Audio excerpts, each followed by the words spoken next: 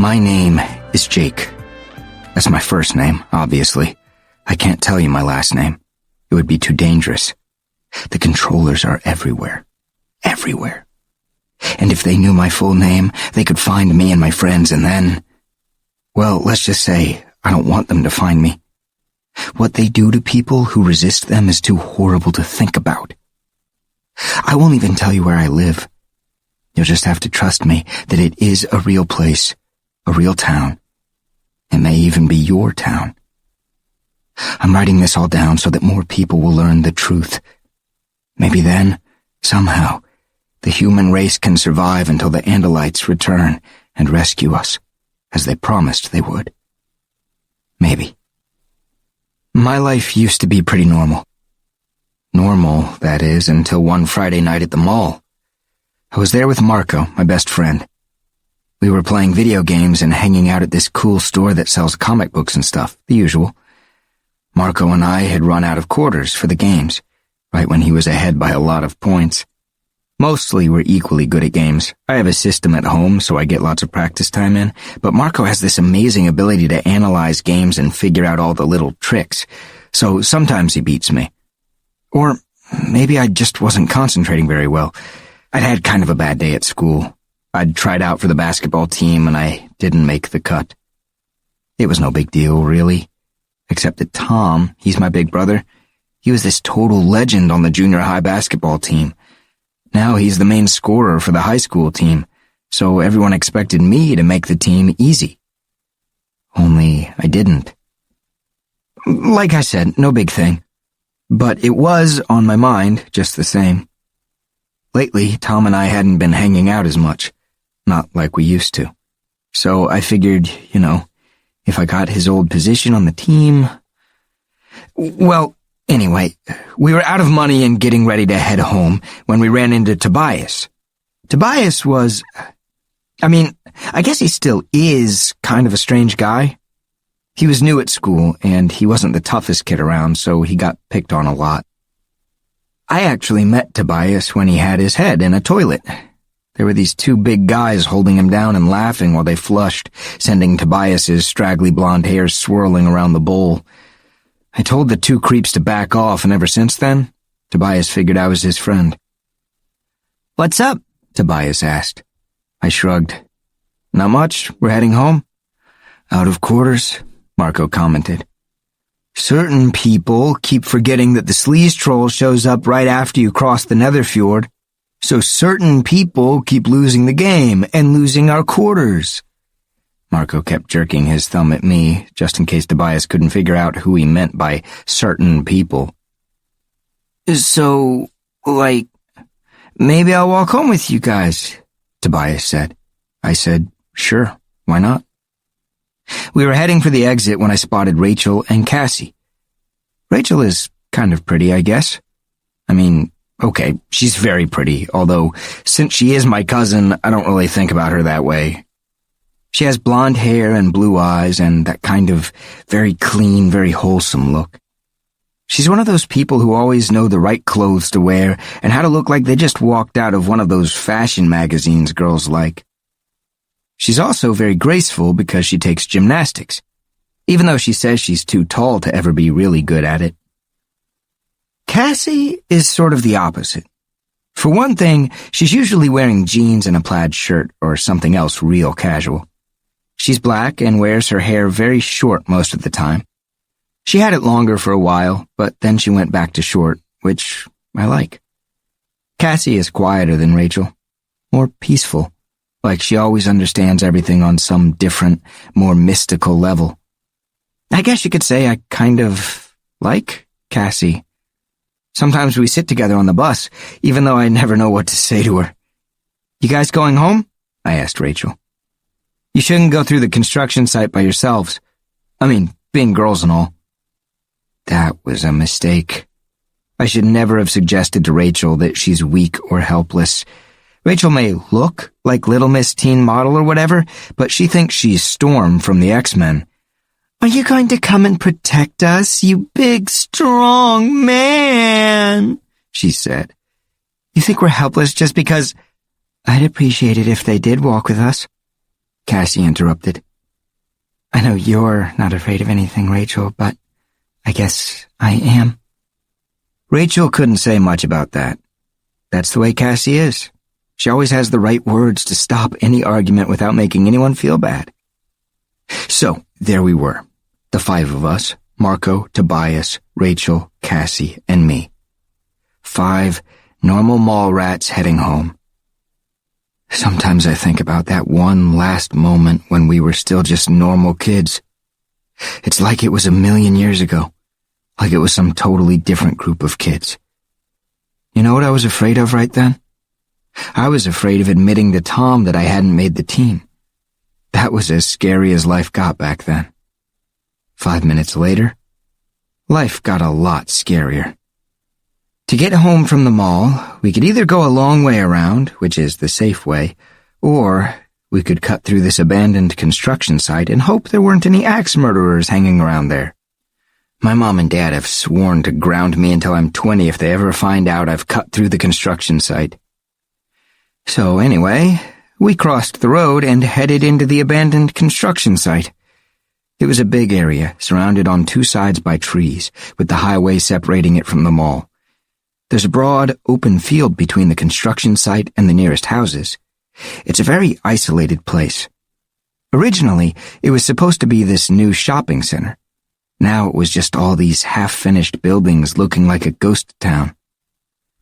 There were huge piles of rusted steel beams, pyramids of giant concrete pipes, little mountains of dirt, deep pits that had filled up with black, muddy water, and a creaking, rusted construction crane that I had climbed once while Marco stayed below and told me I was being an idiot. It was a totally deserted place, full of shadows and sounds that made the hair on the back of your neck stand up. When Marco and I went there during the day, we always found all these beer cans and liquor bottles. Sometimes we found the ashes of little campfires back in the hidden nooks and crannies of the buildings. So we knew that people came there at night. All that was on my mind as we crept through the site.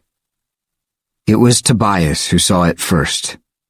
He had been walking along, gazing up at the sky. I guess he was looking at the stars or something. That's the way Tobias is sometimes, off in his own world. Suddenly, Tobias stopped. He was pointing almost straight up. "Look!" he said. "What?" I didn't want to be distracted because I was pretty sure I'd heard the sound of a chainsaw killer creeping up behind us. "Just look," Tobias said. His voice was strange, amazed sounding, but serious at the same time. So I looked up. And there it was. A brilliant blue-white light that scooted across the sky, going fast at first, too fast for it to be an airplane, then slower and slower. "What is it?" Tobias shook his head. "I don't know." I looked at Tobias and he looked back at me. We both knew what we thought it was, but we didn't want to say it. Marco and Rachel would have laughed, we figured. But Cassie just blurted it right out. "It's a flying saucer!"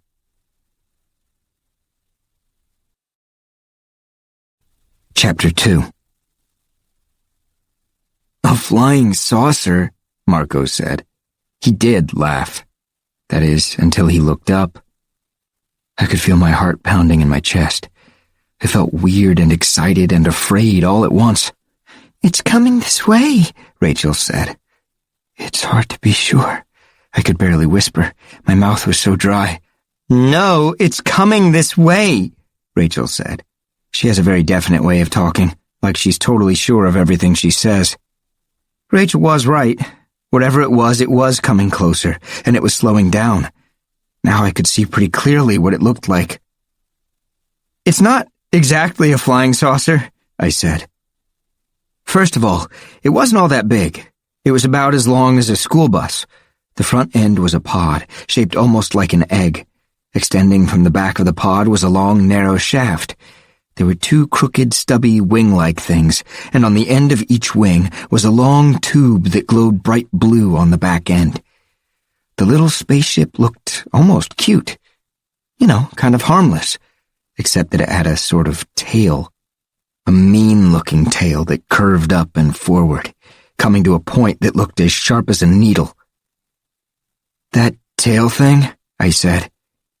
"It looks like a weapon." "Definitely," Marco agreed. The little ship kept coming nearer, going slower all the time. "It's stopping," Rachel said. She had the same strange, not quite real tone in her voice that I had, like we couldn't believe what we were seeing, like maybe we didn't want to believe. "I think it sees us," Marco said. "Should we run? Maybe we should run home and get a camera. Do you know how much money we could get for a video of a real UFO? If we run, they might, I don't know, zap us with phasers on full power," I said. I meant it as a joke. Kind of. "Phasers are only in Star Trek," Marco said, rolling his eyes the way he does when he thinks I'm being a dweeb. Like he was some kind of expert on alien spaceships. Right. The ship stopped and hovered almost directly over our heads, maybe 100 feet in the air. I could feel the hair on my head standing on end. When I glanced at Rachel, it was almost funny. She has this long blonde hair, and it was sticking straight out in every direction. Only Cassie looked normal. "What do you think it is?" Marco asked. He sounded a little shakier, not so laid back now that the thing was so close. To be honest, I was a little scared too. A little scared, as in so terrified I couldn't move. But at the same time, it was all cool beyond any coolness ever. I mean, it was a spaceship, right there over my head. Tobias was actually grinning, but that's Tobias for you. He's never scared of weird stuff. It's the normal stuff he can't stand. "I think it's going to land," he said, this huge smile on his face. His eyes were bright and excited, and his blonde hair was standing up in clumps. The ship began to descend. "It's coming right at us," I cried. I had to fight an urge to run yammering across the field all the way home, where I could crawl into my bed and pull the covers over my head. But I knew that this was an important, amazing thing. I knew I had to stay and see it all. I guess the others felt the same way because we all just stood there as the ship hummed and glowed and slowly settled down in an open space between piles of junk and tumbled walls. I noticed there were black burn marks along the top of the pod section. Some of the skin of the pod had been melted. It touched the ground and instantly the blue lights went off. Rachel's hair fell back down onto her neck. "It isn't very big, is it?" Rachel whispered. "It's about," I tried to think, "about 3 or 4 times as big as our minivan?" "We should tell someone," Marco said. "I mean, this is kind of huge, you know? Spaceships don't just land in the construction site every day. We should call the cops or the army or the president or something. We'd be totally famous. We'd get to be on Letterman for sure." "Yeah, you're right," I agreed. "We should call someone." But none of us moved. None of us was just going to walk away from a spaceship. "I wonder if we should try and talk to it," Rachel suggested. She was standing there with her hands on her hips, looking at the spaceship like it was a puzzle she had to figure out.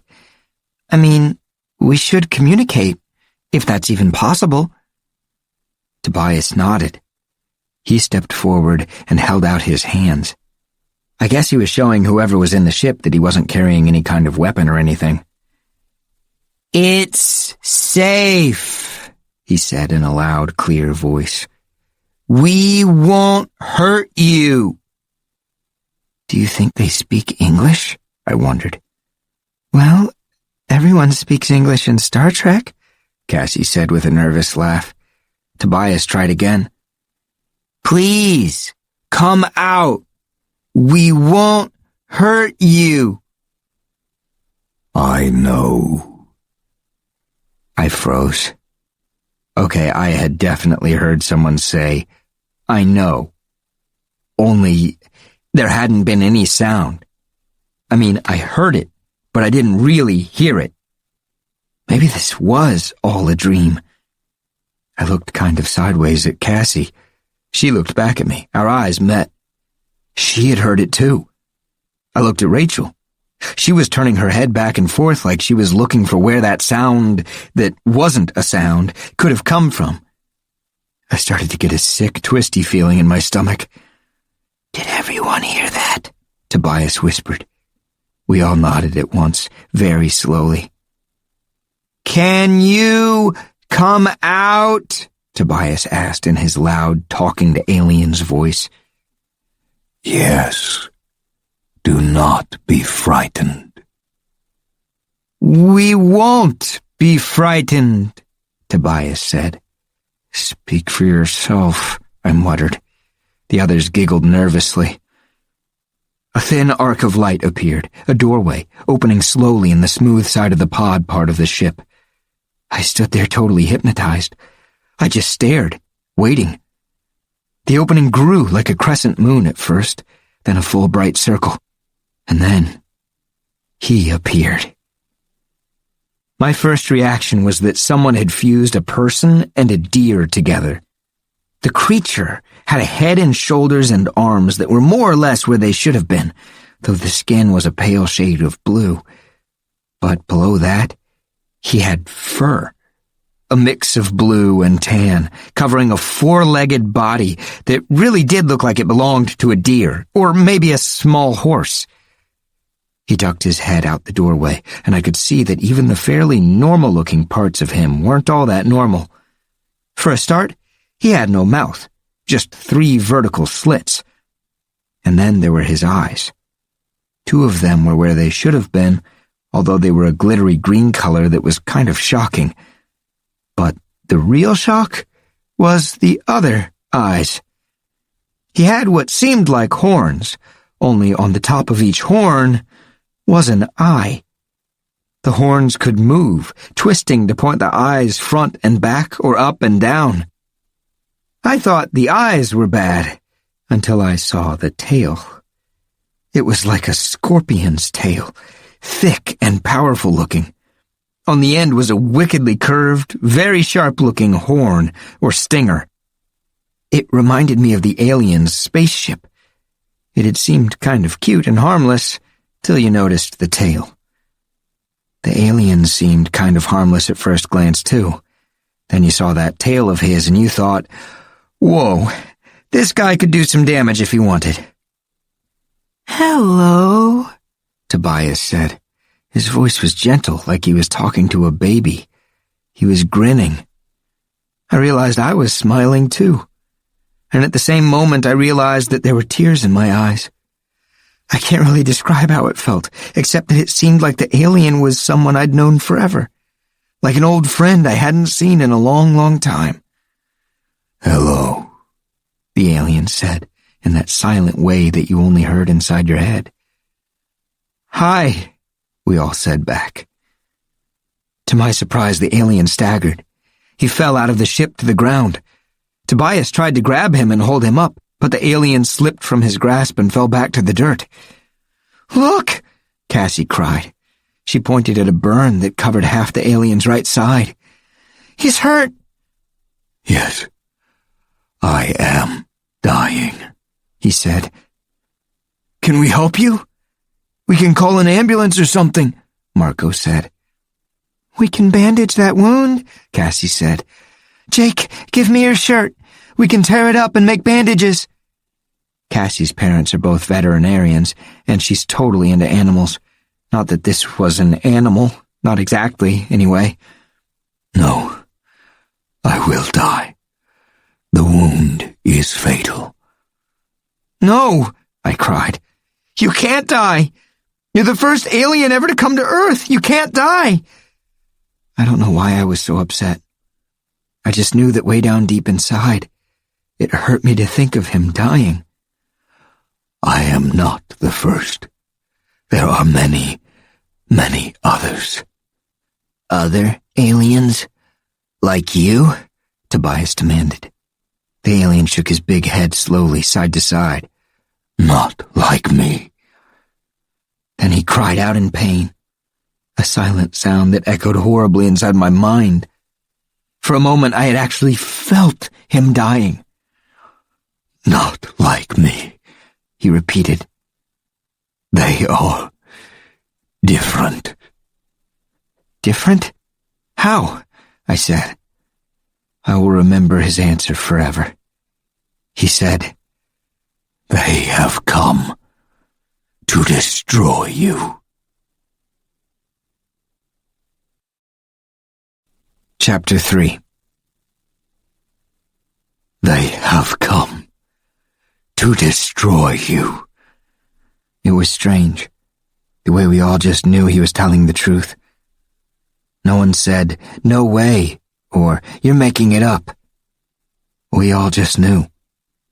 He was dying, and he was trying to warn us of something terrible. They are called Yeerks. They are different from us, different from you as well. Are you telling us they're already here on Earth? Rachel demanded. Many are here. Hundreds, maybe more. Why hasn't anybody noticed them? Marco said, reasonably. I think someone would have mentioned it at school. You do not understand. Yeerks are different. They have no body like yours or mine. They live in the bodies of other species.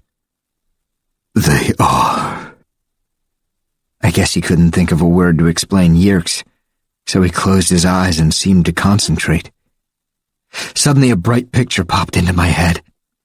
I saw a gray-green, slimy thing like a snail without its shell, only bigger, the size of a rat, maybe.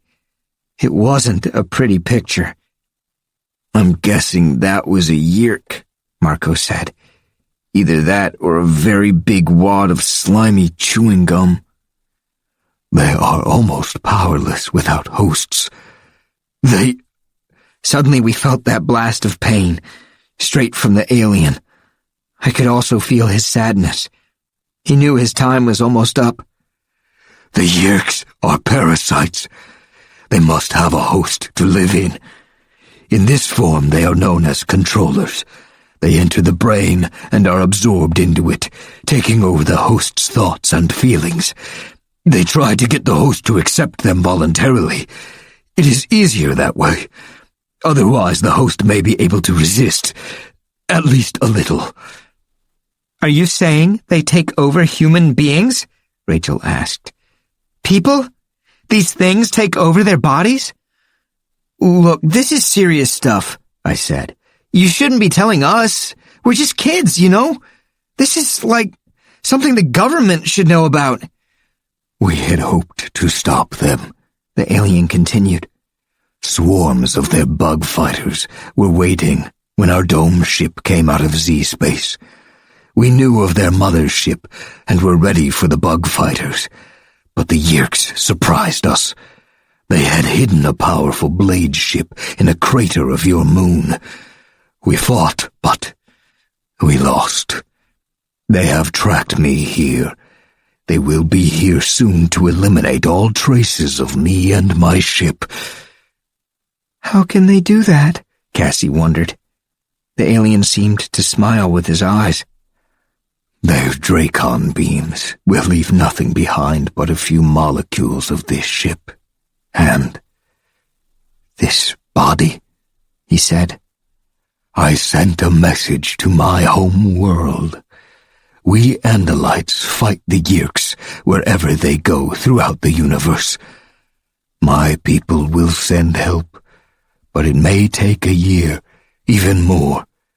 And by then the Yeerks will have control of this planet. After that, there is no hope. You must tell people. You must warn your people. Another spasm of pain ripped through him, and we all knew he was nearly gone. No one is ever going to believe us, Marco said hopelessly. He looked at me and shook his head. No way! He was right. If these Yeerks were to wipe out the Andalites' ship, how on earth would we ever convince people? They'd think we were either nuts or on drugs. I don't care if he thinks he's going to die. We have to try and help him, Rachel said. We can get him to a hospital, or maybe Cassie's parents? There is no time. No time, the Andalite said. Then his eyes brightened. Perhaps. What? Go into my ship. You will see a small blue box, very plain. Bring it to me. Quickly. I have very little time, and the Yeerks will find me soon. We all looked at each other. Who was going to be the one to go inside the ship? Somehow we all seemed to agree it would be me. Actually, I didn't agree, but everyone else did. Go ahead, Tobias said. I want to stay with him. He knelt beside the Andalite and placed a comforting hand on the alien's narrow shoulder. I looked at the doorway into the spacecraft. I glanced at Cassie. Go ahead, she said, sending me a smile. You're not scared. She was wrong. I was plenty scared. But the way she smiled at me, I wasn't about to weasel out. I walked over to the door of the ship and looked inside. It was surprisingly simple. It looked cozy almost. Everything was a creamy color with rounded edges and shapes that tended to be oval. That was one of the things that helped me to spot the box so easily. It was sky blue and square, maybe 4 inches on each side. It seemed kind of heavy for being so small. I stepped up into the ship. There was no chair, just a sort of open space where I guess the Andalite stood on his 4 hooves while he worked the few controls. There weren't a lot of buttons or anything. I wondered if the Andalite controlled the ship with his thoughts. I quickly reached for the box and started to head back outside. But then something caught my eye. It was a small 3-dimensional picture. 4 Andalites standing all together, looking like a strange gathering of deer with solemn faces. 2 of them looked very small. Kids. I realized that this was a picture of the Andalite's family.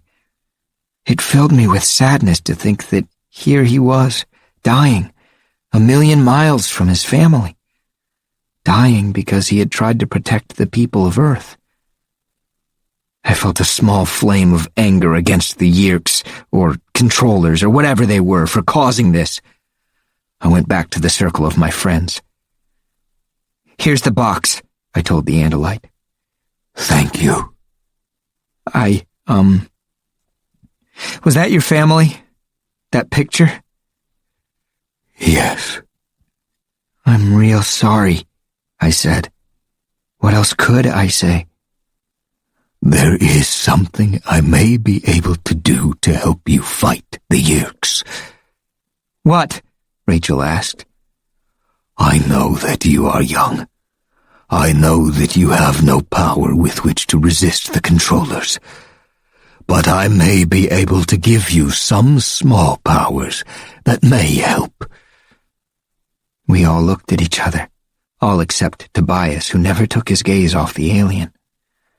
If you wish, I can give you powers that no other human being has ever had. Powers? What was that supposed to mean? It is a piece of Andalite technology that the Yeerks do not have, the Andalite explained. A technology that enables us to pass unnoticed in many parts of the universe. The power to morph. We have never shared this power, but your need is great. Morph? Morph how? Rachel asked, her eyes narrowed. To change your bodies, the Andalite said. To become any other species, any animal. Marco laughed derisively. Become animals? Marco isn't the most accepting person in the world. You will only need to touch a creature to acquire its DNA pattern, and you will be able to become that creature. It requires concentration and determination, but if you are strong, you can do it. There are limitations, problems, dangers even. But there is no time to explain it all. No time. You will have to learn for yourselves. But first, do you wish to receive this power? He's kidding, right? Marco asked me. No, Tobias said softly. he's not kidding. This is nuts, Marco said. This whole thing is nuts. Yeerks and spaceships and slugs taking over people's brains and andalites and the power to change into animals? Give me a break. Yeah, it is beyond weird, I agreed. We're off the map of weirdness by this point, Rachel said. But unless we're all just dreaming, I think we'd better deal with this. He's dying, Tobias reminded us. I'll do it, Cassie said. That surprised me. Cassie isn't usually so quick to decide, but I guess, like Tobias, she felt the truth of what the Andalite was saying. I think we should all decide together, I suggested. One way or the other. What's that? Rachel asked. She was looking up toward the stars. Far, far overhead, 2 pinpoints of bright red light were shooting across the sky. Yeerks. The Andalite said the word in our minds, and we could feel his hatred. Chapter 4. Yeerks. The twin red lights slowed. They turned in a circle and came back toward us. There is no more time. You must decide. We have to do this, Tobias said. How else can we fight these controllers? This is so insane, Marco said. Insane!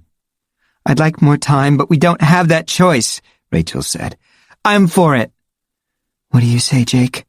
Cassie asked me. It was odd. Like suddenly I was the one who had to decide for everyone. I looked up at the Yeerk ships. What had the Andalite called them? Bug fighters? They were circling closer, like dogs sniffing for a scent. I looked down at the Andalite and remembered the picture of his family. Would they even know what had happened to him? I looked at each of the people around me. My usually funny, occasionally annoying best friend Marco. Rachel, my smart, pretty, confident cousin. And Cassie, who everyone knew liked animals more than she liked most people. Finally, I looked at Tobias. It was weird, the feeling I had at that moment, staring at him. A chill or something. We have to, Tobias said to me. Slowly I nodded. Yes, we have no choice. Then each of you press your hand against one of the sides of the square. We did. 5 hands, each pressed against one side. Then a 6th hand, different from ours, with too many fingers. Do not be afraid, the Andalite said. Something like a shock, only pleasurable, seemed to run through me. A tingle that almost made me laugh. Go now, the Andalite said. Only remember this. Never remain in animal form for more than 2 of your Earth hours. Never. That is the greatest danger of the morphing. If you stay longer than 2 hours, you will be trapped, unable to return to human form. 2 hours, I repeated. Suddenly some new fear washed through the Andalite's mind. Linked as I was to him, I could feel it as a dread that crawled up my spine. He was staring up at the sky with his main eyes. Something else was up there with the bug fighters. Visser 3! He comes! What? I was shaking with this new terror.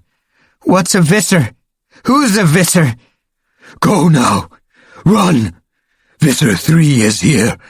He is the most deadly of your enemies. Of all Yeerks, he alone has the power to morph. The same power you now have. Run! No, we'll stay with you, Rachel said firmly.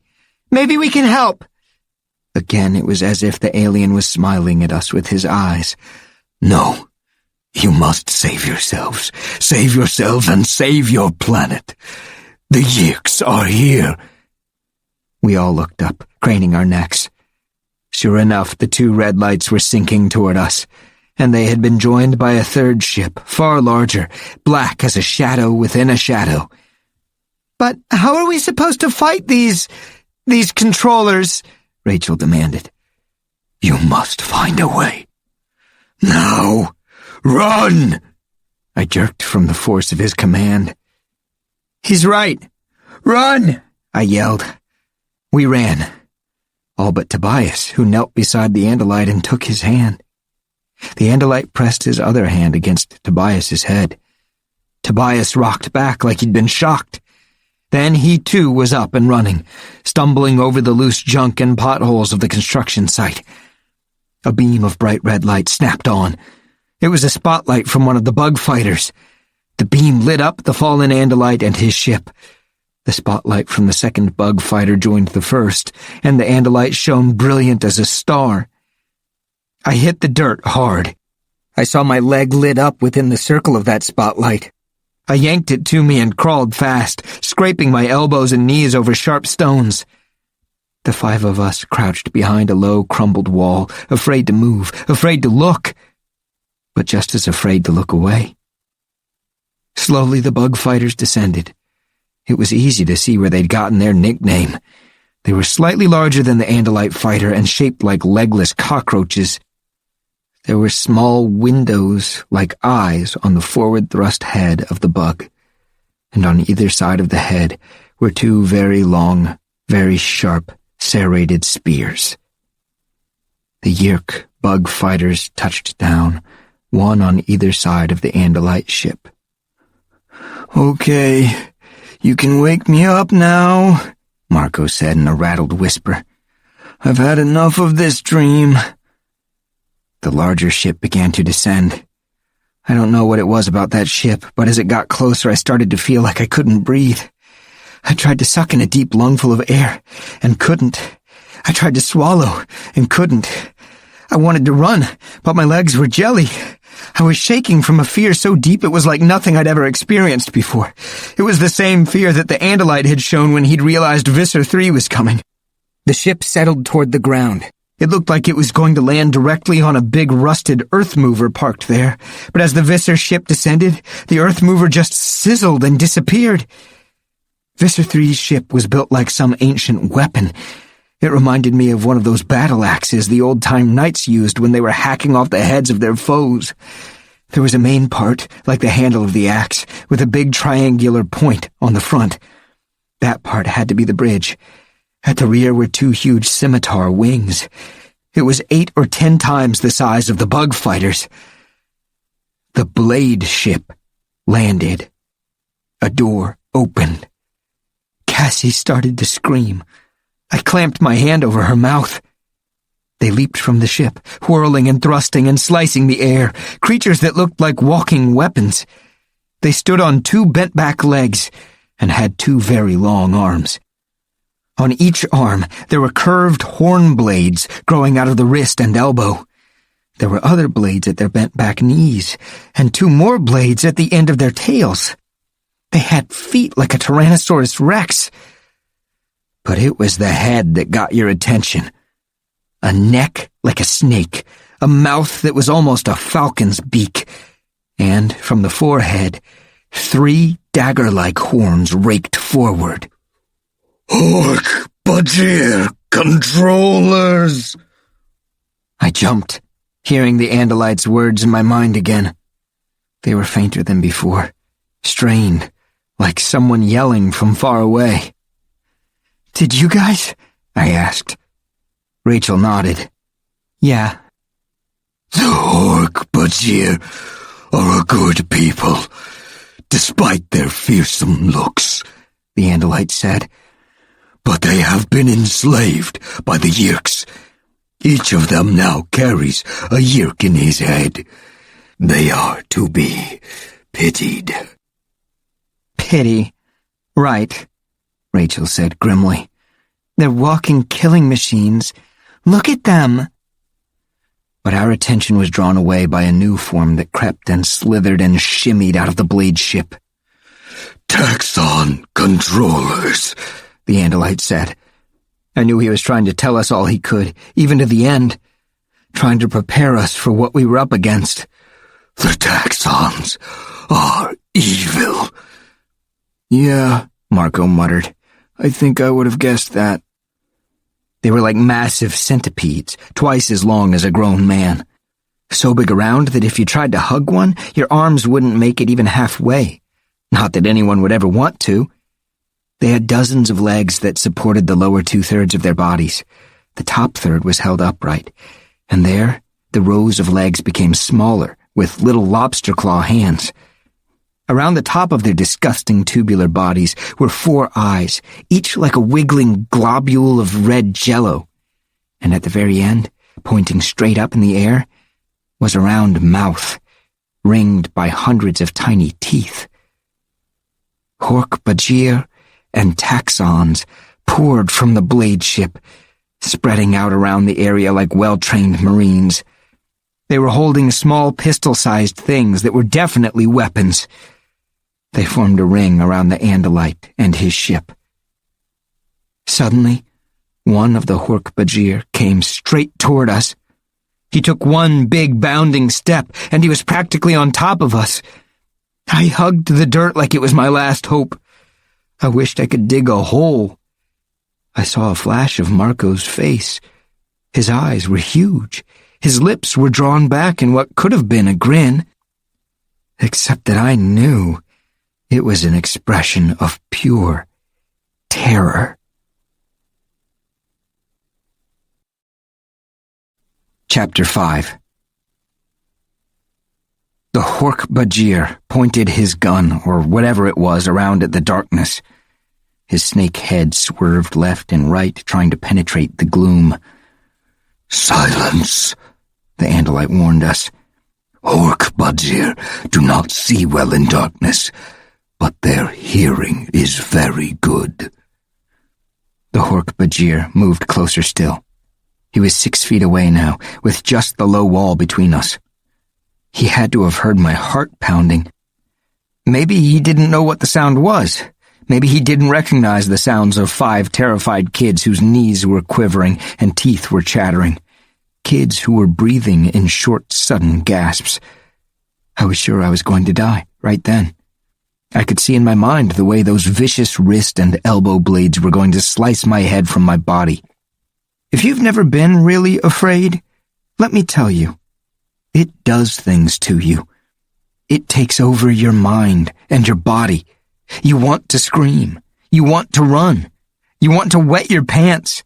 You want to throw yourself down on the ground and cry and beg, please, please, please, please don't kill me. And if you think you're brave, well, wait till you're cowering a few feet away from a monster who can turn you into coleslaw in about 3 seconds flat. But then the Andalite's voice was in my head again. Courage, my friends. And this warm, I don't have any words to explain it. It was just this warmth that spread all through me. It was like when you're a little kid and you've had a terrible nightmare and you've woken up screaming. You know how you used to feel better when your mom or dad would turn on the light and come in and sit beside you in bed? That's what it was like. I mean, I was still terrified. The Hork-Bajir was still there, so real and so deadly. I could hear him breathing. I could smell him. But at the same time, I could feel the panic coming under control. I could feel the strength flowing from the doomed Andalite. He was letting us borrow some of his courage, even though he must have been afraid himself. The Hork-Bajir moved away. Something new was coming from the blade ship. Shaking and chattering, I rose high enough to look over the low wall. Every Hork-Bajir and every taxon was turned toward the ship now. They're all standing at attention, I whispered. How can you tell? Marco whispered back. Who knows when a jelly-eyed centipede or a walking salad shooter from hell is standing at attention? Then he appeared. Visser 3, the Andalite said. Visser 3 was an Andalite, or at least he was an Andalite controller. What the? Rachel said. Isn't that An Andalite? Only once has a Yeerk been able to take an Andalite body, the Andalite said. There is only one Andalite controller. That one is Visser 3. Visser 3 walked confidently toward the wounded Andalite. The Visser seemed so much like the Andalite it was hard to tell them apart at first. He had the same mouthless face, the same extra stalk eyes that turned here and there, checking out everything in all directions, the same powerful yet sleek four-legged body, and the same wicked tail. But if the Visser looked like any normal Andalite, he felt different.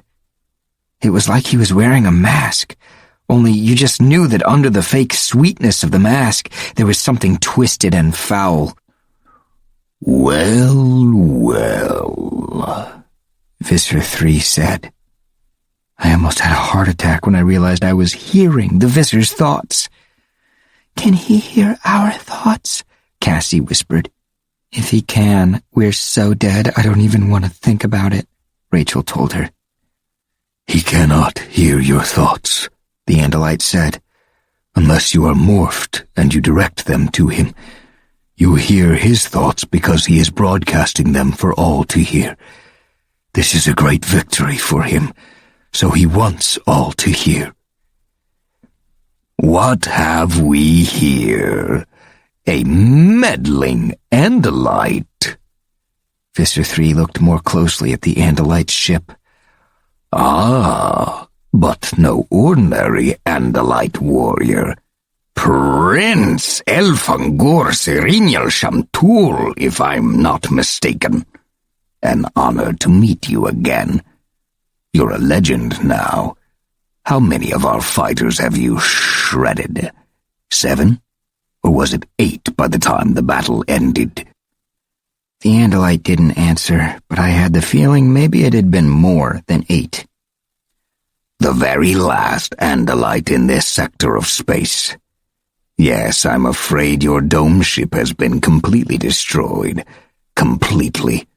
I watched it burn as it fell into the atmosphere of this little world. There will be others, the Andalite prince said. The Visser took a step closer to the Andalite. Yes, and when they come it will be too late. This world will be mine. My own contribution to the Yeerk Empire, our greatest conquest, and then I'll be Visser 1. What do you want with these humans? The Andalite asked. You have your Taxon allies. You have your Hork-Bajir slaves, and other slaves from other worlds. Why these people? Because there are so many, and they are so weak. Visser 3 sneered. Billions of bodies, and they have no idea what's happening. With this many hosts we can spread throughout the universe. Unstoppable. Billions of us.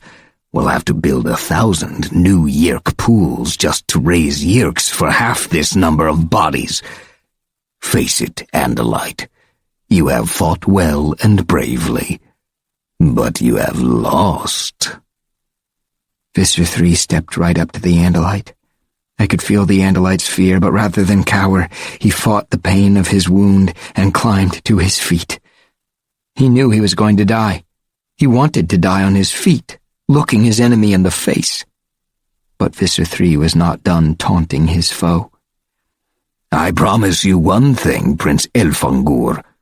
When we have this planet, with its rich harvest of bodies, we will move against the Andalite homeworld. I will personally hunt down your family, and I will personally oversee the placement of my most faithful lieutenants in their heads. I hope that they will resist, so I can hear their minds scream. The Andalite struck. His tail whipped up and over so fast you couldn't really see it. The Visser twisted his head aside. The Andalite's tail blade missed the Visser's head by a bare half-inch, but it sliced into his shoulder. Blood, or something like blood, sprayed from the wound. Yes, I hissed. Ah! I could hear the Viscer's howl of pain in my head. At the same time, a blinding beam of blue light shot from the tail of the Andalite ship. It sliced into the nearest bug fighter. Hork-Bajir and Taxons scattered. Even crouching behind the wall, I could feel a wave of blistering heat. The bug fighter sizzled and disappeared. Fire! Viscer 3 yelled. Burn his ship! The night exploded in blinding light. Red beams lanced from the Blade ship and the remaining bug fighter. The Andalite ship glowed, and, with a strange slowness, disintegrated. Then, in the flash and glow of Dracon beams, I saw, or thought I saw, humans. A small group of them, maybe 3 or 4, back in the shadows behind the Viscer. There are people over there, I told Marco. What? Are they prisoners? Take the Andalite, Viscer 3 ordered his soldiers. Hold him for me. 3 big Hork-Bajir grabbed the Andalite and held him down. Their wrist blades were at his throat, but they knew better than to kill him. That was to be Viscer 3's personal privilege. Then we saw why a Yeerk as powerful as Viscer 3 would inhabit the only captured Andalite body. As we watched, Viscer 3 began to morph. His Andalite head grew larger, much larger. The 4 horse-like legs merged into 2 and then expanded, each leg becoming as big around as a redwood tree. The delicate Andalite arms sprouted and became tentacles. "This isn't real," Cassie whispered. "This isn't real." In the hideously bloated head, a mouth appeared. It was filled with teeth as long as your arm. The mouth grew wider and wider, becoming a monstrous, terrifying grin. There was nothing left of the Andalite body. A monster had taken its place. The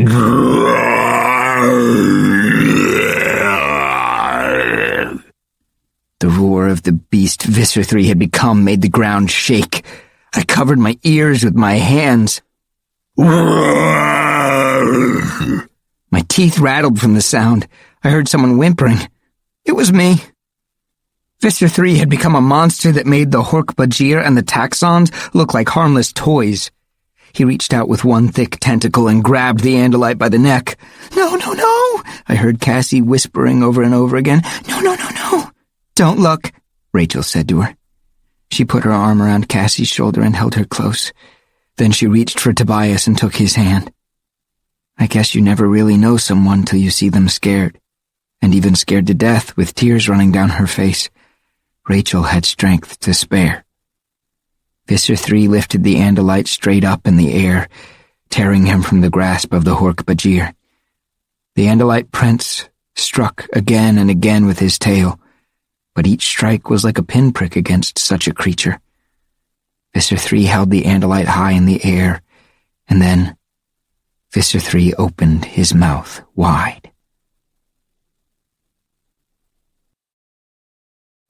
Chapter 6. I don't know what came over me right then. I had been so afraid, so terrified. But it was like something just snapped in my head. I couldn't just hide and watch. I couldn't. "You filthy!" I jumped to my feet. I snatched up a piece of rusted iron pipe from the ground and started to climb over that wall.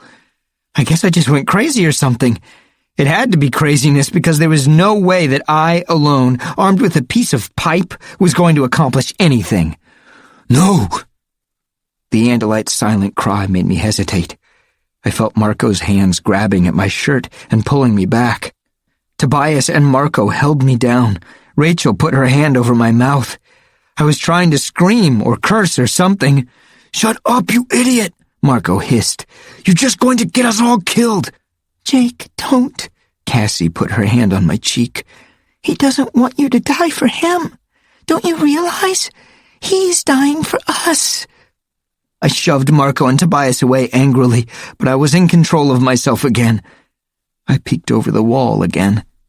The Andalite prince was helpless in the grasp of Viscer 3. I saw him held high in the air. I saw Viscer 3 open his monstrous gaping jaws. I saw the Andalite fall into that open mouth. The mouth closed.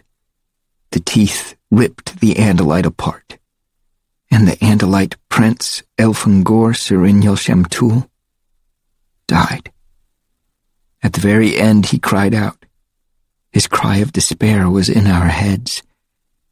His cry will always be in our heads.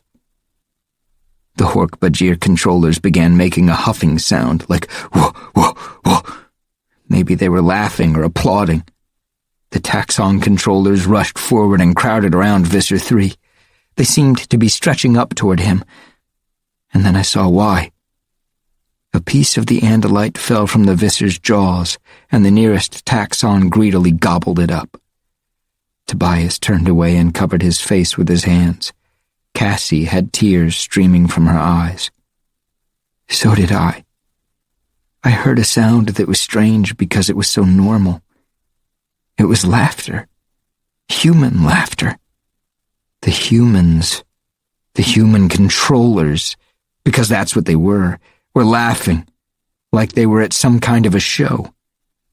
For a moment it seemed to me that one of those laughing voices was familiar, like I'd heard it before, but then the sound was swallowed up in the huffing of the Hork-Bajir.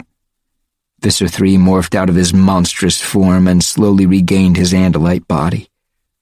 Ah, I heard him think.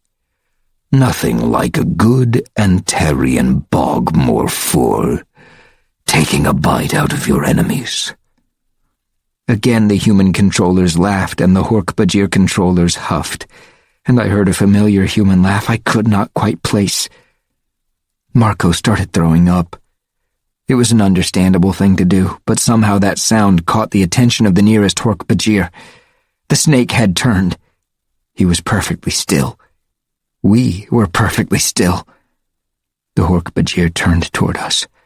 The nearsighted eyes were aimed directly at our little hiding place. I don't know who panicked first. Maybe it was me. Maybe we'd just had all the fear and horror we could stand. It was like an electric shock went through all of us. We were running before I had a chance to even know what I was doing. I ran. I gasped for air. A cry went up from the Hork-Bajir. "Split up!" I yelled. "They can't follow all of us!" Marco and Tobias and Cassie took off in 3 different directions. Rachel was still right beside me. Glancing back, I saw the Hork-Bajir hesitate, unsure of who to chase. Rachel and I are the fastest runners. Tobias is totally out of shape, and Marco and Cassie are too short to be really fast, so I figured if the aliens were going to chase anyone, it ought to be us. I guess Rachel thought the same thing. She slowed down just a little and began yelling and waving her arms. Come on, you!" And then she said some words I didn't realize Rachel even knew. The 2 nearest Hork-Bajir snapped around and took off after us. "Gafrash, here! Gafrash, fit! Enemy, get!" Even in my panic, it surprised me. They were talking some mix of their own alien language and ours. "Gafrash, fit Nahar! I get, I kill!" I ran. Suddenly my foot slammed against something and I was down. I hit the ground hard. The wind was knocked out of me. I tried to fill my lungs again. Rachel ran on. She didn't know I had fallen. A spear of red light struck a concrete pipe just beside me. The concrete vaporized. The 2 Hork-Bajir were coming after us, bounding like some devil kangaroos. I was up and running. Rachel must have realized I wasn't with her anymore. She stopped and started to come back toward me. "Don't be an idiot!" I yelled. "Run!" She hesitated just a second, but she knew she couldn't do anything more for me. She ran. I saw a dark hole ahead and raced toward it. A doorway. Inside, it was as black as a grave. It was one of the buildings that had almost been completed, just bare concrete walls and scattered junk. But I knew I had been in here before. Marco and I had walked all through it. There were hallways and little side rooms. It was like a maze. Marco, Rachel, had they gotten away? And what about Cassie and Tobias? I tried to get my brain to concentrate as I scurried across the first big room. There was a corridor, somewhere. I groped in the dark and found a wall. I heard the sound of claw-like feet, huge, tearing, rending claw feet scraping over the bare concrete. A bottle went skittering across the floor. The Hork-Bajir was close. and in the total darkness my superior human vision wasn't much use, but I knew my way around the empty building. At least, I would have known my way around if my brain had been working. I felt my hand go into emptiness. A doorway. Yes, it led down a hallway. I went through just as the light came on behind me. Someone had brought a flashlight. Efnad tutel fillet, niet fit, whatever order. No need to capture them. Whoever you find, kill. The first voice had been Hork-Bajir. The second voice was human. And the weird thing was, that voice sounded familiar. I tried to think. I knew I'd heard that voice somewhere. Where? Just save the head, the human told the Hork-Bajir. Bring that to me and we can identify it. I slid quickly along the wall. The light followed just steps behind me. I racked my brains. Had there been a passageway? Yes, there it was. As silently as I could, I slipped into it. The flashlight beam was just inches behind me. I kicked something soft. Hey! It was a man. He had been lying on the ground, wrapped in a blanket. Hey, get out of here! This is my place, and I ain't got nothing for you to steal. I started to warn him, but one of the Hork-Bajir was there. The flashlight landed on the homeless man's face. He blinked like an owl. There was an alcove right behind me. I backed through. The homeless guy screamed. I heard the sound of a scuffle. Maybe the guy got away. I hope so. But I never found out, because with the Hork-Bajir distracted, I ran. I ran and ran and ran. And as I ran, I really hoped it was all just a dream. Chapter 7. Somehow I made it home. I don't know how. I have no memories of anything after that last sight of the Hork-Bajir. I wish I had no memories of anything that happened that night. If only I could forget it all. I called around to the others. Everyone was shaky, but they were all alive. Rachel kept trying to apologize for leaving me. Marco just kept asking me if I was sure this wasn't a dream. I guess I should have had the worst nightmares of my life that night. But I didn't. The world of nightmares was a joke compared to my new reality. But by the next morning, a Saturday, I half believed it all had been a nightmare. The only thing that seemed real, really real, was the way the Andalite had of smiling with just his eyes. I woke when my mom started pounding on my door. "Jake, are you awake in there?" I was now. Yeah, I groaned. "I'm up." "Your friend Tobias is here." Tobias? What was Tobias doing here? "It's me," Tobias's voice. "Can I come in?" Sure." I sat up in my bed and blinked several times, trying to get my eyes unglued. The door opened. I heard Tobias say thank you to my mom. He was glowing. I swear he was glowing. Not like he was radioactive or anything. I don't mean that.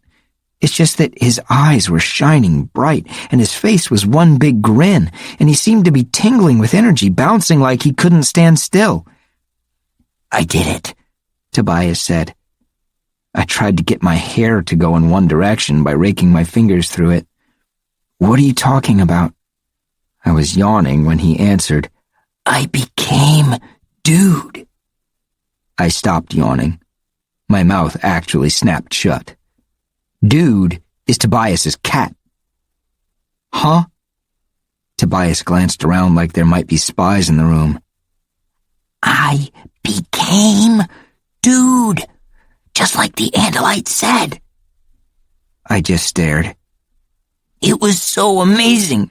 It didn't hurt or anything. I was petting him and thinking about the whole thing last night, right? So I thought, why not give it a try?" He was pacing back and forth, snapping his fingers, bursting with enthusiasm, very unlike Tobias. I didn't even know how to begin, so I just made sure the door to my room was locked. Fortunately, my uncle was still asleep. Tobias has the most screwed up family I know. He never knew who his father was, and his mom just decided to leave him a few years ago. Since then, he'd been shuttled back and forth between his uncle here and his aunt who lives on the other coast. His aunt and his uncle can't stand each other, and it's like Tobias is some burden they each try to shove off on the other. I get the feeling neither of them cares about Tobias. So there I was, just sitting on my bed, thinking about it, concentrating, thinking about becoming dude. I looked down at my hand. He grinned at me. What do you think I saw, Jake? I shook my head slowly. I don't know. I had fur, Jake, and I was growing claws. You should have seen the real dude. He went nuts. I had to put him outside before I could morph all the way. He clawed me up pretty good. I swallowed hard.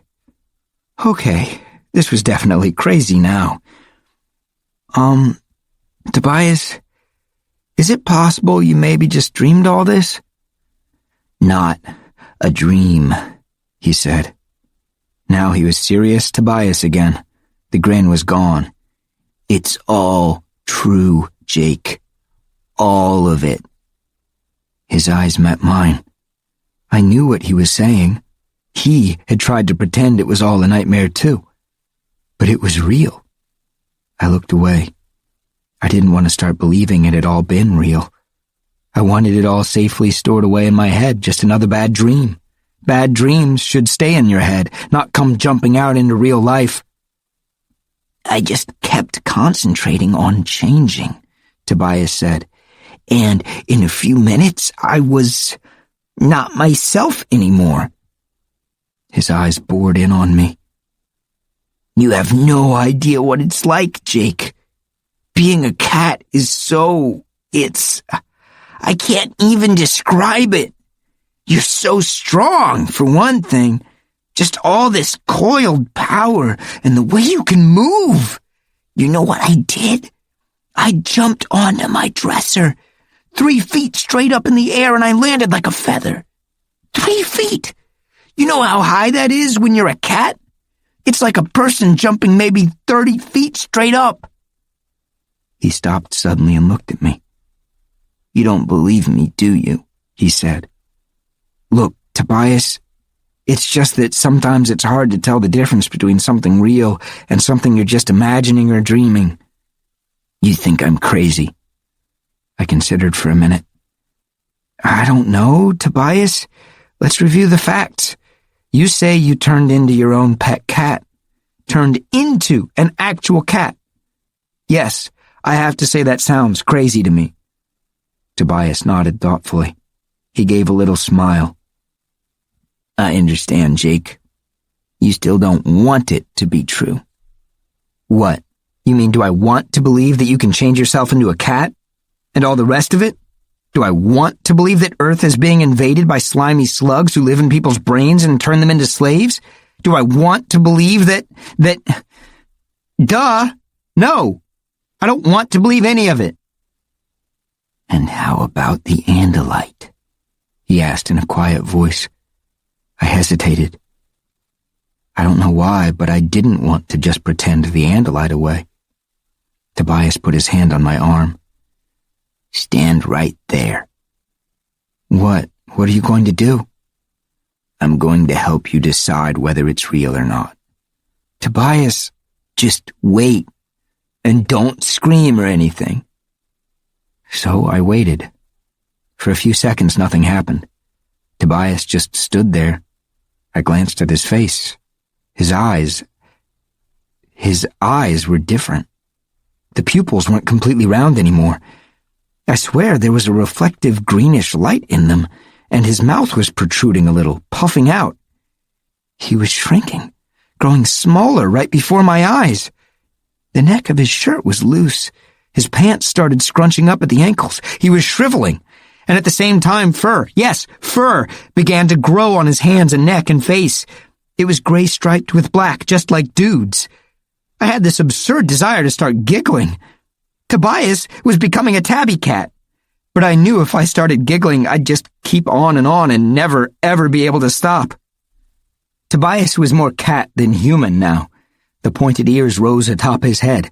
The whiskers stuck straight out from beneath his delicate pink nose. He had dropped to all fours, clothing now half draped over him like so many rags. His tail twitched. Yes, his tail. I wondered if I would just drop dead from the lump that had filled my throat, or from the jackhammer pounding of my heart. Then I wondered if I was still asleep. But if it was a dream, it was a really convincing one. I was standing there in my bedroom, staring down at a gray-black cat that less than 2 minutes earlier had been my friend, Tobias.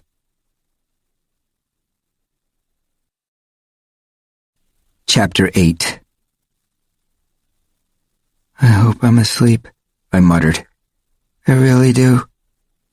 You're not asleep. Is that you? I demanded of the cat. Can you hear me? Tobias sounded surprised, although sounded wasn't quite the right word. Yes, I said cautiously. I did not know I could send thoughts like this, Tobias said. Just like the Andalite. I guess it only works when you're morphed. I am talking to a cat, I realized, and I thought Tobias was crazy. I wondered if Tobias had heard my thought. I concentrated. Tobias, can you hear me? He didn't respond. I just thought something at you. Did you hear me? I asked. No, I don't think it works that way. You have to be morphed first. Hey, watch this! Suddenly Tobias leaped through the air. He pounced precisely on an autographed baseball that was lying in the corner. Maybe a 4-foot jump? That is so excellent! Hey, pull a string for me to chase. Pull a string? Why? Because it's so fun! I dug in my desk drawer and found a length of string left over from a birthday gift. I'm not exactly big on keeping my room clean. The string was from a birthday 2 years ago. How's this?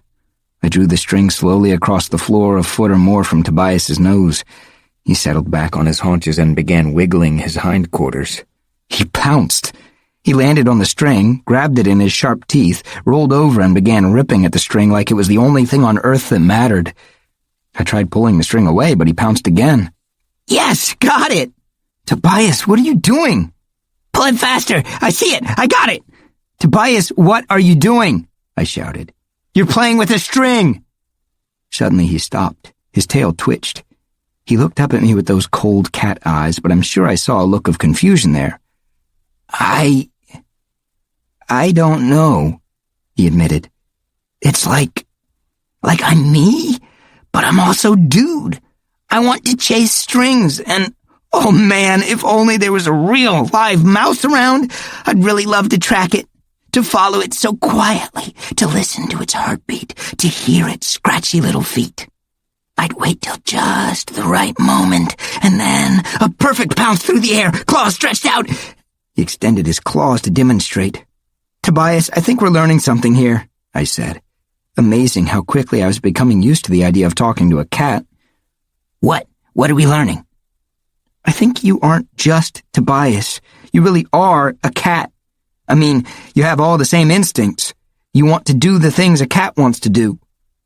Yes, I can feel it. It's like I'm two different animals melded into one. I can think like a person and like a cat. You'd better change back, I said. He nodded his cat head up and down.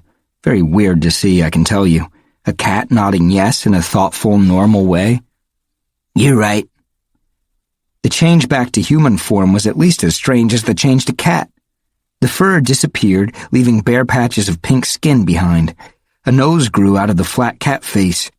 The tail was sucked up like a snake going up a vacuum cleaner. Tobias stood there, looking embarrassed. He quickly pulled on his clothes. Maybe with some practice we can figure out how to change back into our clothes. We? He smiled his gentle smile again. Don't you get it yet, Jake? If I can do it, so can you. I shook my head. I don't think so, Tobias. Suddenly he grew angry.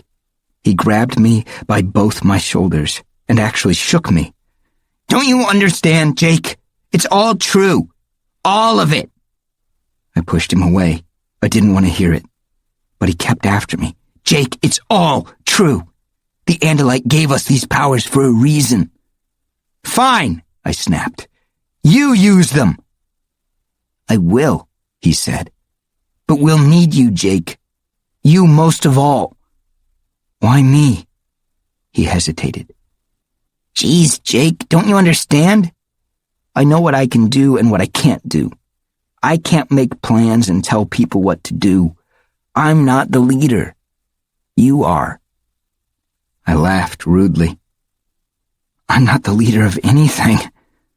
He just looked at me with those deep, troubled eyes I can now see only in my memory. Yes, Jake, you are our leader. You are the one who can bring us all together and help us defeat the controllers.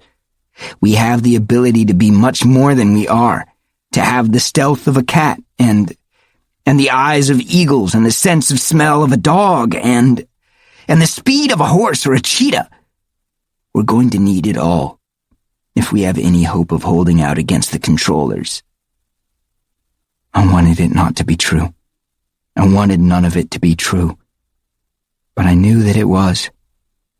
I nodded slowly. It felt like I was agreeing to something awful, like I was volunteering for a trip to the dentist or something much worse. It felt like 1,000,000 pounds of weight had just landed on my shoulders. I knew what I had to do next. Well, I said grimly, I guess I'd better go find Homer. Homer. That's my dog.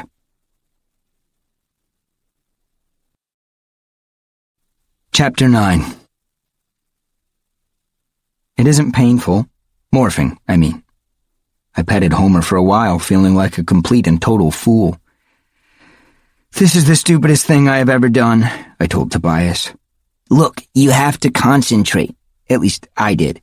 I mean, I formed this mental picture of Dude, right? I thought about becoming him.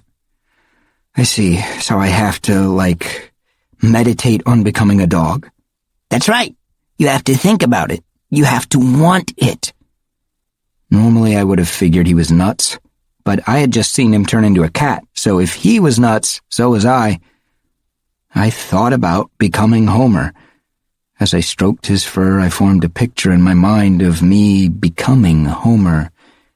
Homer became weirdly quiet while I did it, like he was asleep, only his eyes were open. Just like Dude, Tobias commented. I think the process kind of puts the animal in a trance or something. He's just scared because he thinks his master is a Looney Tune. I continued stroking Homer's fur and concentrating, and Homer continued to lie very still. Okay, now what? I asked Tobias.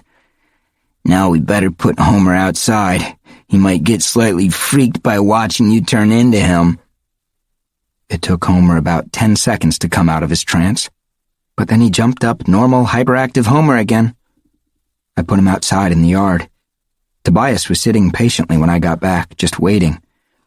Give it a try, he urged me. Think about it. Want it. I took a deep breath. I closed my eyes.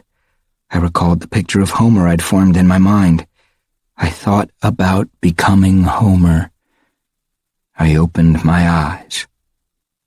Bow wow, I said, laughing. Guess it didn't work for me, Tobias. The back of my hand itched and I scratched it. Jake? Tobias said. What? Look at your hand. I looked at my hand. It was covered with orange fur.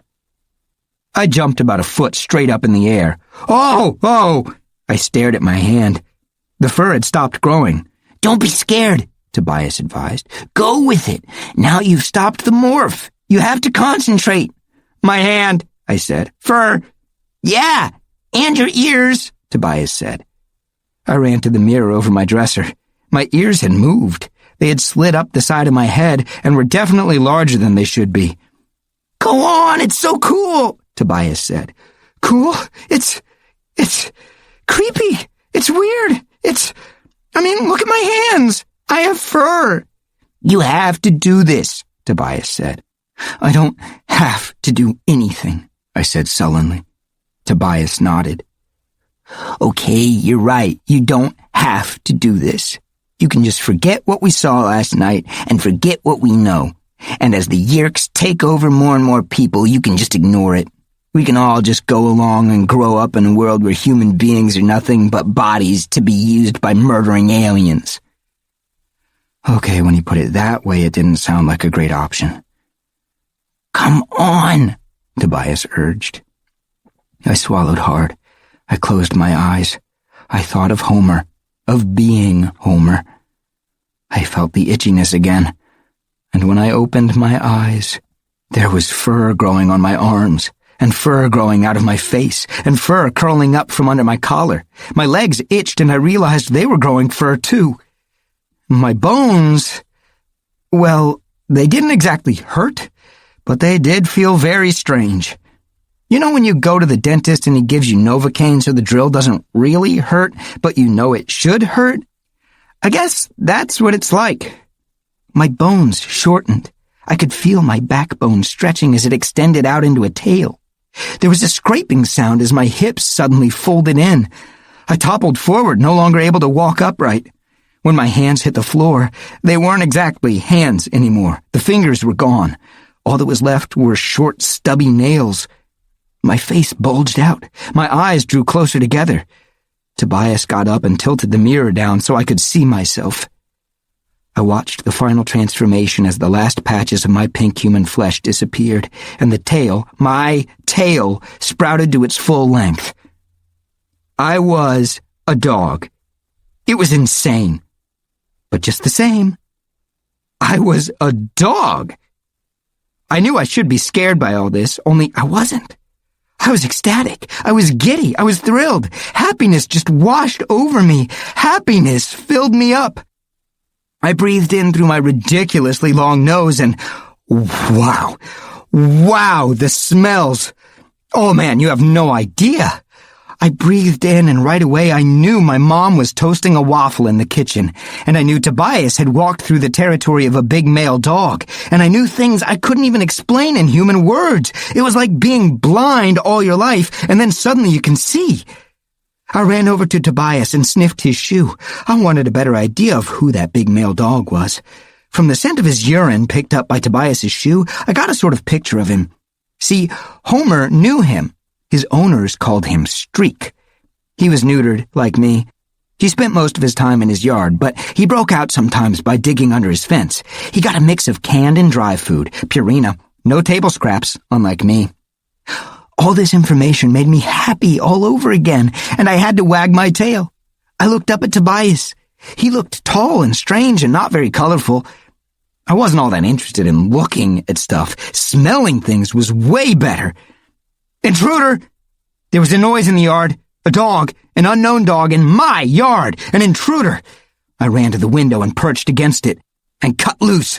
Ruff, ruff, ruff, ruff, ruff, ruff, ruff, ruff. I barked as loud as I could. No way some unknown dog was just going to walk through my yard. Jake, get a grip, Tobias said. That's Homer out there. Homer? What? But I tucked my tail between my legs. What was going on? Jake, listen to me, Tobias said. It's just what happened to me when I morphed into a cat. The dog brain is part of your brain now. You have to deal with it. But there's a dog in my yard. That's Homer, Jake. You are Jake. You're just in a body copied from Homer's DNA. That's the real Homer out there. You put him out there. Focus. You are Jake. Jake. I took several deep breaths. The smells. Oh boy, there was this one smell I couldn't quite... Focus, Jake, I ordered myself. Focus. Slowly I calmed the dog part of my mind. Let go of the smells. Let go of the sound of a dog out in your yard. It wasn't easy that first time. being a dog is so completely amazing? For one thing, there's nothing halfway about it. You're never sort of happy. You're happy. You're never sort of bummed. You're totally, completely bummed. And boy, when you get hungry in dog form, you are nuts on the subject of food. There was a knock on my bedroom door. Yes, my bedroom door. I knew who I was again. I was Jake. Jake with 4 legs, a tail, and a snout, but Jake. The knocking seemed incredibly loud to my dog ears. "Jake, you got Homer in there with you?" My brother Tom's voice. "Mom's on the phone. Stop him yapping." He opened the door and stepped in. He looked around, confused. "Who are you?" he demanded of Tobias. "I'm Tobias. I'm a friend of Jake's." "Well, where is he?" "Oh, he's around," Tobias said. Tom looked down at me. There was a strange smell about him. My dog brain couldn't quite identify it. It was an unsettling, dangerous smell. And somehow, in my own mind, I heard the echo of a laugh. A very human laugh I had heard the night before as Visser 3 swallowed the Andalite whole. "Bad dog," Tom said to me. "You keep quiet. Bad dog." And then he left. I was devastated. I wasn't a bad dog. Not really. I was just barking because some other dog was in my yard. Bad dog? I was a bad dog? No, I wanted to be a good dog. I crept into the corner, utterly miserable. Tobias knelt down and patted my head. When he scratched me behind the ears, I felt a little better. Chapter 10. I called all the others on the phone after I got done morphing back into my normal body. Tobias took off on his own, saying he'd hook up with us later at Cassie's farm. I was on the kitchen phone with Cassie when Tom came in. "Oh, there you are," he said. I covered the mouthpiece. "Yeah, Tobias said you were looking for me before?" "I just wanted you to shut your dog up," Tom said. He turned a chair around backward and straddled it. I hesitated. For some reason, I didn't want to talk to Cassie with Tom listening in. "I'll just see you there in a couple hours, okay?" I told Cassie. I hung up. I looked over at Tom. He's bigger than me, even though I'm not exactly small. His hair is darker, almost black, while mine is brown. I had always trusted him. He wasn't like a lot of guys who pound on their younger brother. We were always kind of close, at least until the last year or so. Somehow we just weren't spending as much time together. Partly it was that he was involved in this club called The Sharing. They did all this stuff together, so he was busy a lot of the time. The thing is, Tom should have been the very first person I told about all the stuff that had happened. But as I was sitting there watching him munch toast, I just had this feeling. This feeling that said, no, this has to be a secret, even from Tom. Instead, I told him the other thing I was afraid to tell him. I didn't make the team, I said. "What team?" he asked. He looked puzzled. "What team?" "The basketball team. Your old team." "Oh, too bad," he said.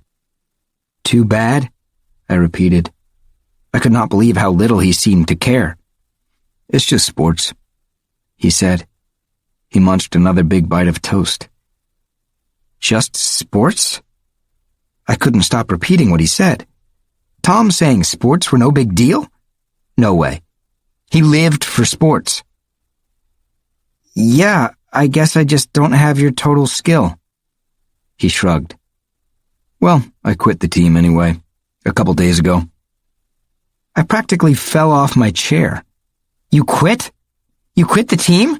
And you didn't even talk to me about it? What's the deal?" "I didn't say anything because I knew you and Dad would make a big thing of it. Look, there are more important things than throwing balls through hoops," he said. He had this mysterious look in his eyes. I figured he meant girls were the more important thing. "Besides," he added, "we do much cooler stuff at the Sharing." Maybe you should join up." I was stunned. Obviously, Tom and I were further apart than I had realized. When we were done talking, I headed outside to mow the lawn. I mow the lawn every Saturday. It's my major chore. That and taking out the trash, which I hate because we have to do all this recycling stuff. When I was finally done mowing and trimming and raking, I hopped on my bike and took off. I had arranged with everyone to hook up at Cassie's farm. It isn't exactly a normal farm, although it had been in the old days, and they do still have horses and a cow. But now the big red main barn is the wildlife rehabilitation clinic. Cassie's father runs it. They take in any kind of injured animal except pet-type animals. There are always lots of birds, along with squirrels and deer and skunks and so on. Sometimes they get a bobcat or a fox or even a wolf. Cassie's mom is a vet too, but she works at the Gardens. That's this huge amusement park that also has a zoo, or I guess they call it a wildlife park. Luckily, Cassie really loves animals. It would have been hard having her parents if she didn't really love animals. Me, I have a dog. Tobias has a cat. Cassie has everything from porcupines to polar bears. By the time I got there, Marco, Tobias, and Rachel were already waiting outside the barn. Rachel had her face turned up to catch the tanning rays of the sun. Cassie wasn't there yet. I figured she was doing chores. She had tons of work to do around there. "Hey guys," I said. Rachel opened her eyes and immediately thrust a newspaper at me. "Look," she said, pointing to an article. I started to read the article. It wasn't very long. It said that police claimed there had been a disturbance in the construction site the night before. It said several people had called, claiming they'd seen flying saucers landing there, followed by bright lights. "Cool," I said, looking up. "So the cops know about it now. That's a relief." "Keep reading," Rachel said. The article went on to say that the police had arrived on the scene and found a group of teenagers playing with fireworks. The teenagers had run away. Fireworks were discovered at the scene. The police spokesman had laughed at the reports of flying saucers. "It was just a bunch of kids playing where they shouldn't have been," he said. "There were definitely no flying saucers. People shouldn't be so quick to believe nonsense." "But this is a total lie," I said. "Ding, ding, ding, ding. Correct answer. Johnny, tell our contestant what he's won," Marco said. "Did you see the last part?" Rachel pressed. I read the last sentence.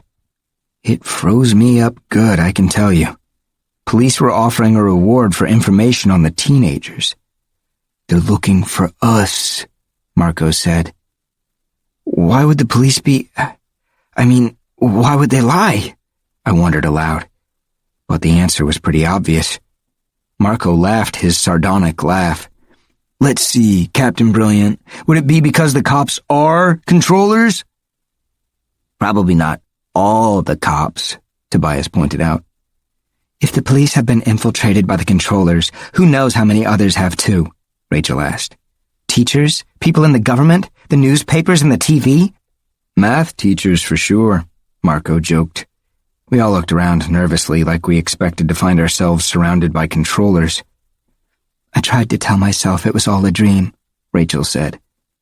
"Been there," I said. For a while no one said anything. We all felt the same terrible feeling, like we were all alone, like suddenly we were dealing with stuff that was way, way, way over our heads. Marco spoke first. "Look, why do we have to deal with this? I say we just forget it. We never talk about it. We never morph. We just deal with our own lives." Tobias and Rachel both looked at me. They were waiting for me to argue with Marco. "Marco, I halfway agree with you," I started to say. Suddenly Marco just went ballistic. "We could get killed!" he yelled. "Don't you get it? You saw what happened to the Andalite? This is perilous stuff, Jake. This is for real. Real! We could all get killed!" Tobias was looking at Marco with this sideways look like he thought maybe Marco was some kind of coward. I knew better. Marco had his reasons. Marco shook his head. In a quiet voice he said, "Look, I think these controllers are jerks. But if something happened to me, my dad, he wouldn't be able to handle it." 2 years ago, Marco's mom died. She drowned. They never even found her body. Marco's dad lost it big time. He totally fell apart. He quit his job as an industrial engineer because he couldn't handle being around other people. Now he was working as a night janitor, making barely enough to support Marco. He spent his days sleeping or watching TV with the sound off. "You can all think I'm a weasel if you want," Marco said. "I don't care. But if I get killed or something, my dad will flat out die. He's only hanging in there because of me." I wondered if I should go pat him on the back or something. But if I had, Marco, being Marco, would have just said something sarcastic. "There's Cassie," Rachel said, shielding her eyes and looking off across the open field. A horse galloping across the green. Its black mane was flying in the warm breeze. I didn't see any rider. The horse slowed, trotting closer, and suddenly I had a strange feeling about the horse. "Cassie and I have been here for a while," Rachel said by way of explanation. "She's really good at this. Look how fast she can do it." The horse nickered softly. Then the animal began to melt. The big brown eyes became slightly smaller. The long muzzle became a human mouth. A thing that was part horse and part Cassie smiled at us with big horse teeth and said, "Hey, kids." Marco suddenly sat down, very hard. He had never seen a morphing. "It's cool," I said, trying to sound very relaxed. "It's just Cassie." I decided I'd better be a gentleman and look away. After all, when Tobias and I had morphed, we'd kind of morphed right out of our clothes. But I noticed that as Cassie emerged from the horse, she was wearing a skin-tight blue outfit, one of those outfits girls wear to the gym. I watched and saw something beautiful happen. For just a few seconds, she stayed half horse and half human. She reminded me of the Andalite. I realized it was deliberate. Cassie was controlling the way she morphed. "Geez, Rachel," I said. "You're right. Cassie is good."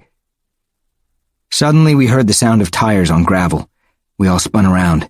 Down the gravel and dirt road came a single black and white car. "The cops!" Tobias cried. Chapter 11. "Cassie, morph, now!" I snapped. The police car was coming fast. "We do not want to have to explain a half-horse, half-person." "Which way should I morph?" Cassie wailed. "Horse or human?" She reared up slightly on her hind legs. I knew what was happening. She was fighting the horse's urge to panic. "Human, human, human!" I said. "Everybody stand in front of her!" The police car squealed to a stop, sending the gravel flying. A single policeman stepped out. I waved at him. "Morning," he said. "You kids, hiding something?" I wanted to look over my shoulder and see what kind of shape Cassie was in, but that would have been a mistake. "Hiding something?" I repeated. "Step aside, all of you," he ordered. We did, revealing Cassie, fully human.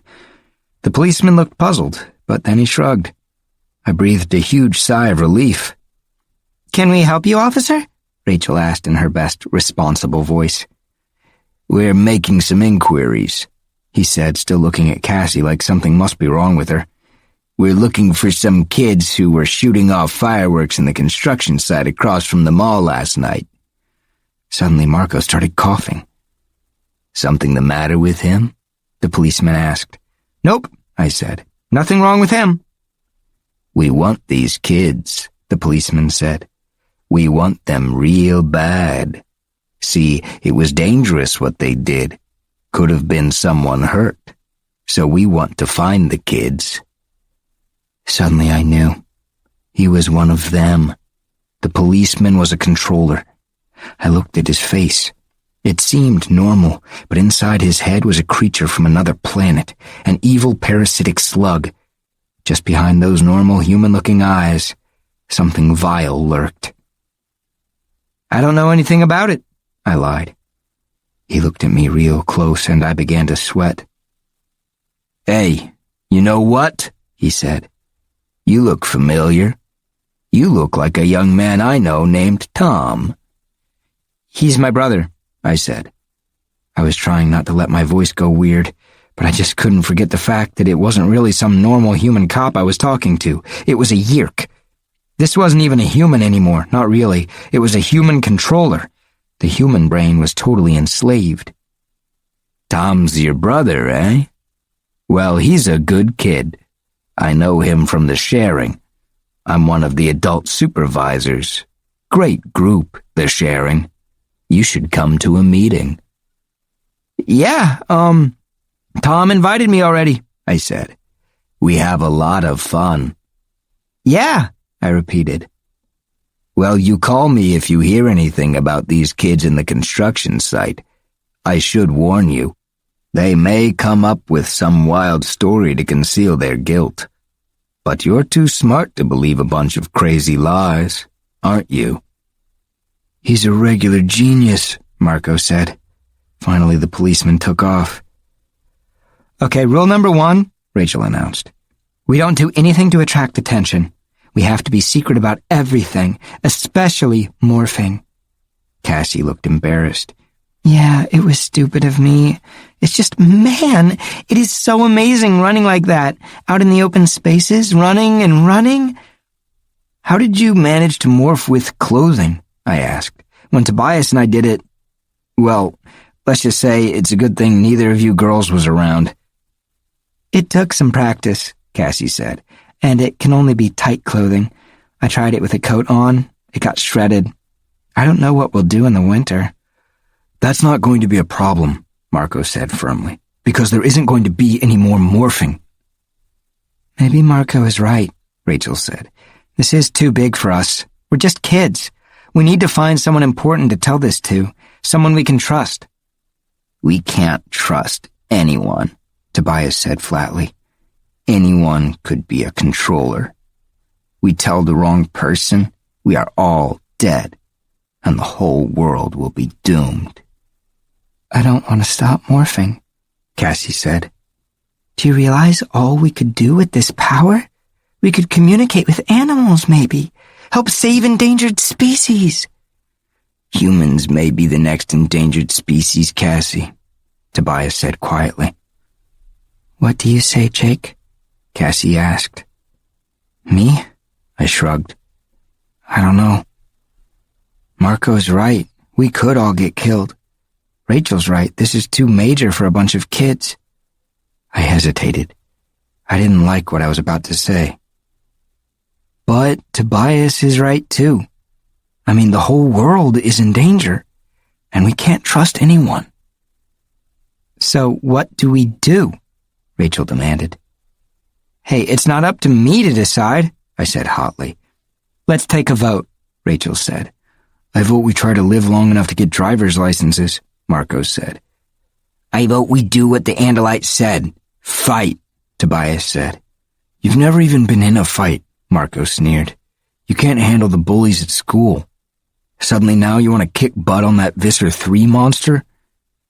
Tobias said nothing, but a blush spread up his neck. I vote with Tobias, Rachel said, giving Marco a dirty look. I wish we could dump all this on someone else, but we can't. Let's think it over for a while, Cassie said. This is a big decision. I mean, it's not like we're deciding whether to wear jeans or a skirt. I was relieved. Thank goodness for Cassie. Yeah, let's wait for a while, I agreed. In the meantime, no one say anything to anyone. We just go back to normal life.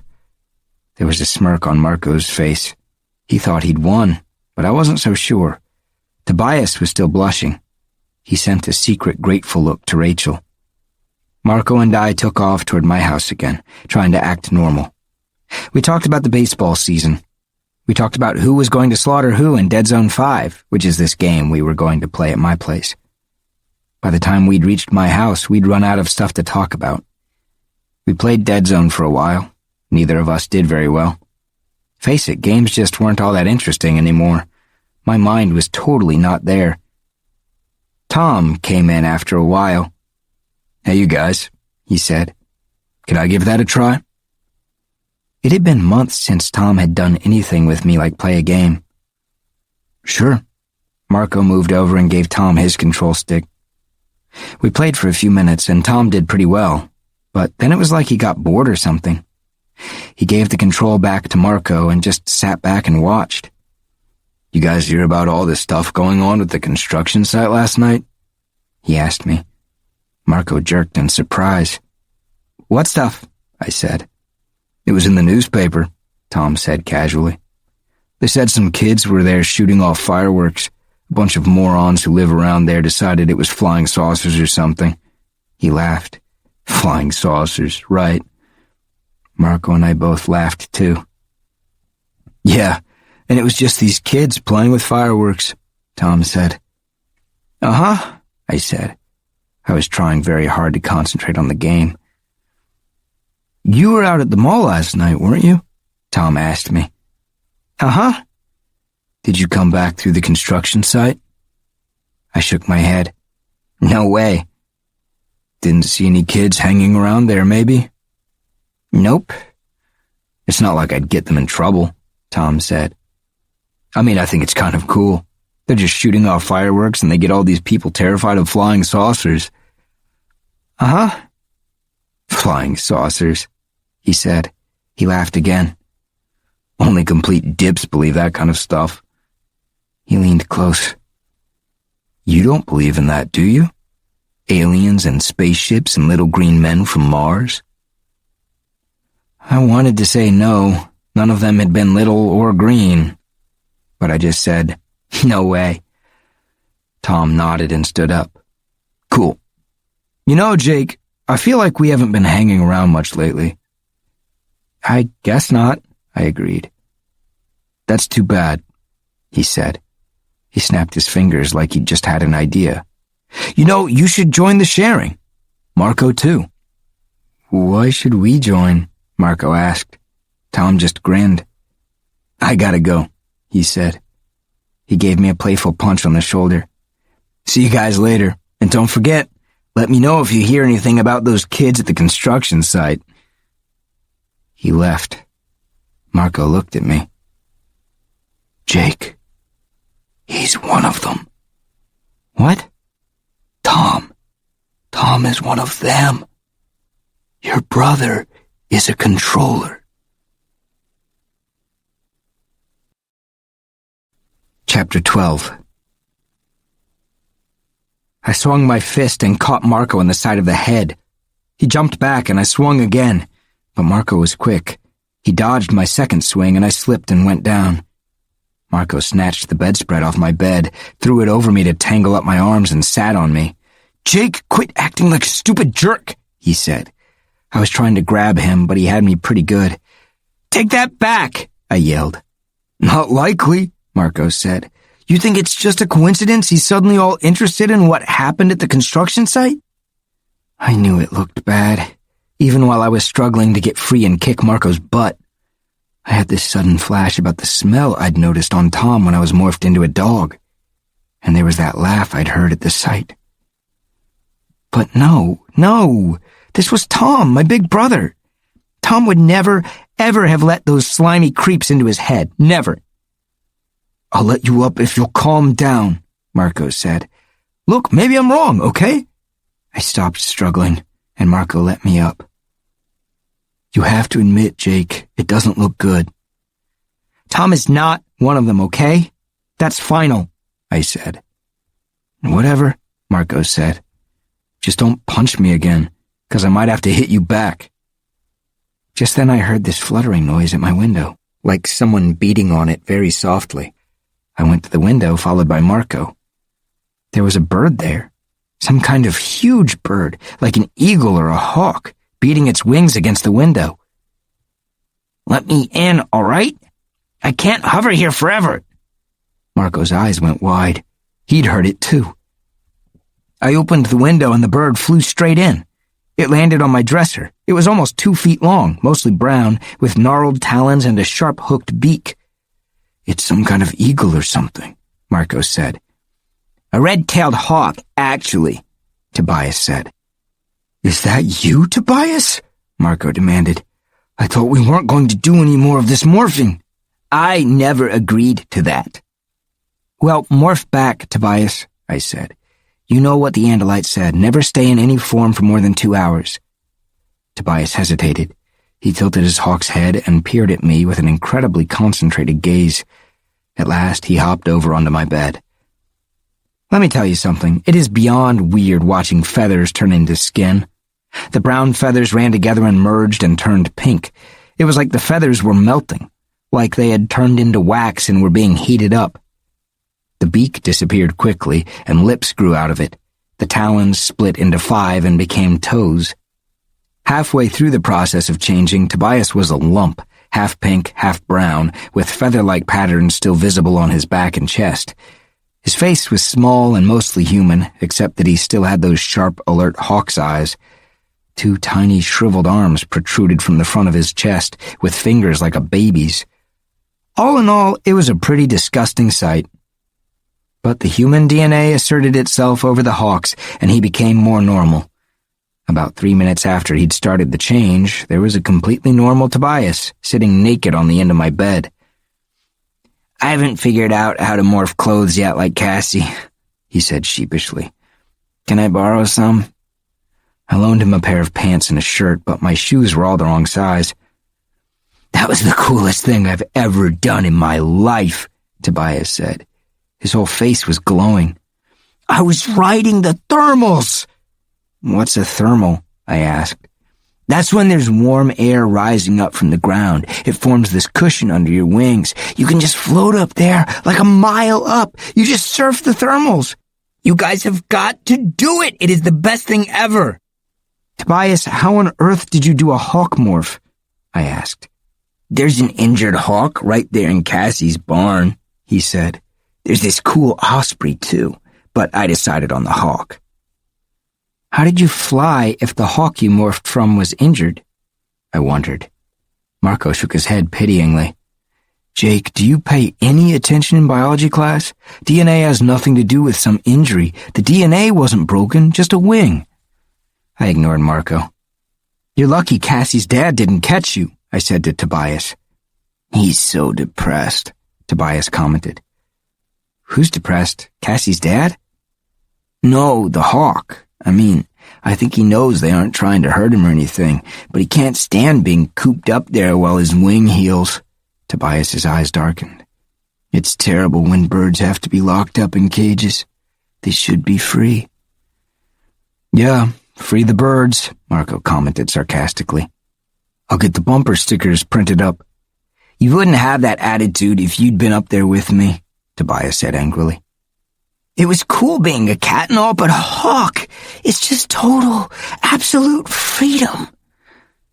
I had never seen Tobias so happy. Tobias has a pretty lousy home life. Thinking about it, I suddenly had this feeling. I repeated the warning. "No more than 2 hours in any morph, right? You keep track of the time, right?" Tobias smiled. "Yeah, I don't have a watch or anything, but with hawk eyes, you can actually see the hands of someone's watch when they're half a mile below you. It's like being Superman. You can fly, plus you have supervision." "Now he's Superman," Marco muttered. "I was looking around. I guess I thought I might be able to see something from the air," Tobias said. "I was looking for something that might be a yerk pool." The phrase sounded vaguely familiar. I remembered Visser 3 saying something about yerk pools. "What's a yerk pool?" I asked Tobias. "It's where the yerks live in their natural state.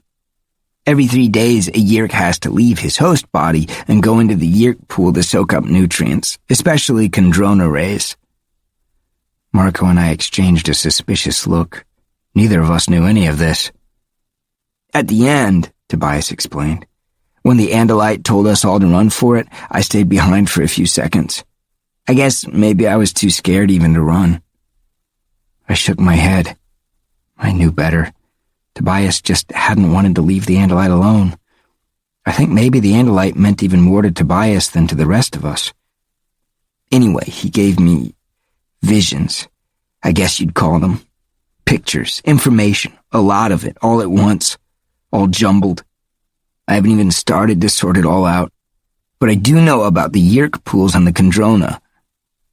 Marco held up his hand, silencing Tobias. "Let me check the door," he said.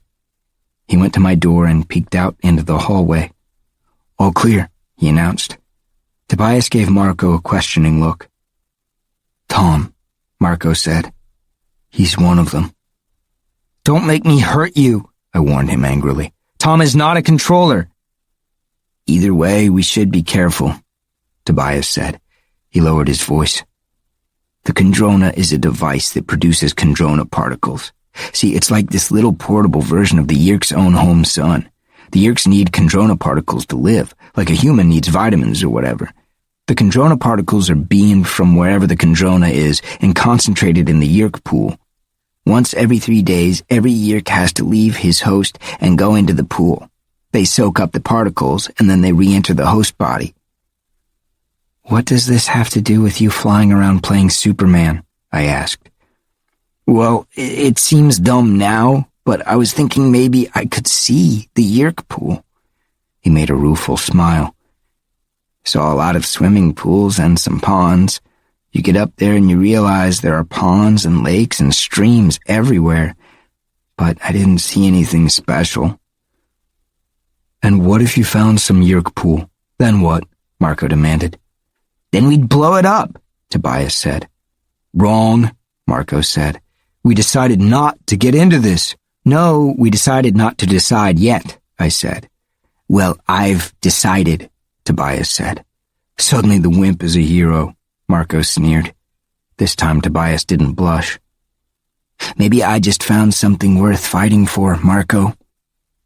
"You don't even fight for yourself," Marco said. "That was before," Tobias said softly. "Before the Andalite. Before he died trying to save us. I can't let that go. I can't let him die for nothing. So whatever you guys decide, I'm going to fight."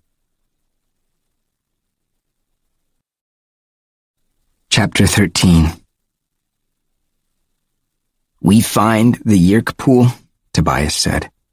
"And when we do, we blow it up and kill every one of those evil slugs." I expected Marco to start yelling, but Marco is pretty smart. He could tell that Tobias had reached me with his talk about the Andalite, so he just smiled a little sneakily. "Remember that cop today? The one who was so interested in finding whoever was at the construction site? The cop who was probably a controller?" "What about him?" I said. "Well, let's see. He invites you to join the sharing. And now along comes Tom, and suddenly he is very interested in whatever happened at the construction site. And guess what? Tom also invites you to join the sharing." Tobias nodded in agreement. "Maybe this sharing is an organization for controllers?" Marco smiled. He's my best friend and all, but sometimes Marco really makes me mad. "We're pretty sure the cop is a controller, and I don't care what you say, Jake. I think Tom is too. So here's the deal. You want to get into this fight against the Yeerks?" Marco asked me. "Fine. Let's see how much you want to do it when it turns out it's your own brother you have to destroy." That stopped me cold. "It's not exactly some video game, is it?" Marco said. "This is reality. You don't know anything about reality, Jake. Nothing bad has ever really happened to you. You have this perfect family. Like I used to have." His voice cracked a little. He never talked about his mom's death. I realized he was right. I didn't know about reality, not the way reality had happened to Marco and to Tobias.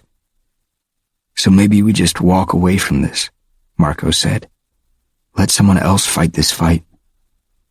Sorry about the Andalite, but I've got enough death in my family." "No," I said, surprising myself. "The Andalite gave us the morphing power for a reason. It wasn't just for the fun of being a dog or a horse or a bird. He hoped we would fight." "Then maybe Tom is the enemy," Marco said. "Maybe it's your own brother you'll end up destroying." "Yes," I said. My throat felt all tight. "Maybe that's what will happen. Maybe not. But the first step is to find out more. And I think maybe the way to do that is to check out this meeting of the sharing. Tonight. I'll call the others.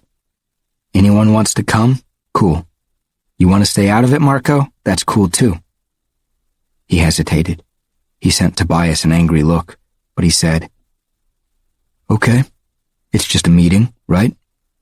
We go and see. I'm in for that." I called the others. Rachel agreed quickly. Cassie had to think about it for a little while, but she agreed too. I told Tom we were interested in attending the meeting. Me and Marco and Rachel and Cassie. We'd already decided Tobias would be there too, only in a different way. "Tonight's a great meeting to come to," Tom said enthusiastically. "We're having a bonfire on the beach. You know, hanging out, playing games and stuff. We play night volleyball, which is so funny because half the time guys can't even see the ball. It's great. It's the best organization. You'll love it."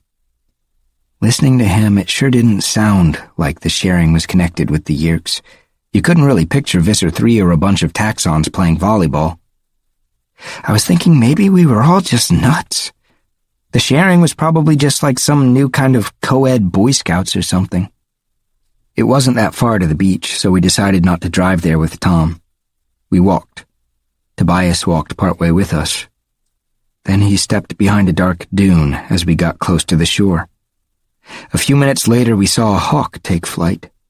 There aren't many thermals at night, so he had to work to get altitude, but then I guess he found a decent enough updraft because he soared up and away till he disappeared. "I have got to try that," Cassie said. "It looks wonderful." "Yeah," I agreed. Ahead, the bonfire burned bright on the dark beach. People were all around it, playing, talking, eating. Kids from school, adults, people I didn't know, others I did. Were they all controllers? I wondered. How could I ever know? And was my own brother one of them? After about an hour of hanging out there on the beach, I was sure I was nuts. There was no way these guys were aliens. We played some volleyball, me and Tom together on one team. We ate the barbecue ribs they had. I mean, it was just like this normal, good time. The sand was still warm. The night air was chilly, but near the fire it was nice. "Now you see why I enjoy this?" Tom asked me. "It's cool," I said. I looked around at all the people having fun. I didn't realize it was so much fun. "Well, that's not all it is," Tom said. "I mean, it's more than just fun. The sharing can do all kinds of things for you once you're a full member." "How do you get to be a full member?" I asked. He smiled mysteriously. "Oh, that will come later. First, you become an associate member. Later, the leaders will decide whether to ask you to become a full member. Once you become a full member, the whole world changes." At that moment, something weird happened.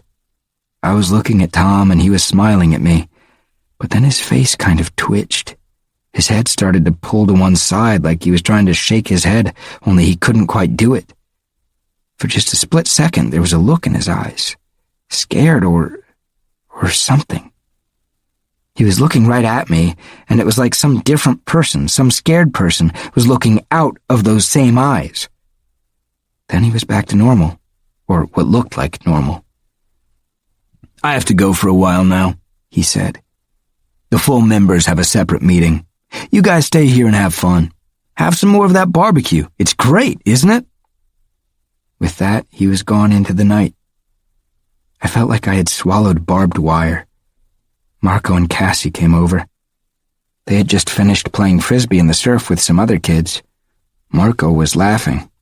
"Okay," he said. "I admit it. I was wrong. These are just normal people having a good time, and Tom is not a controller."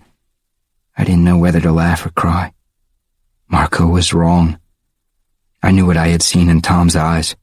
He was trying to warn me.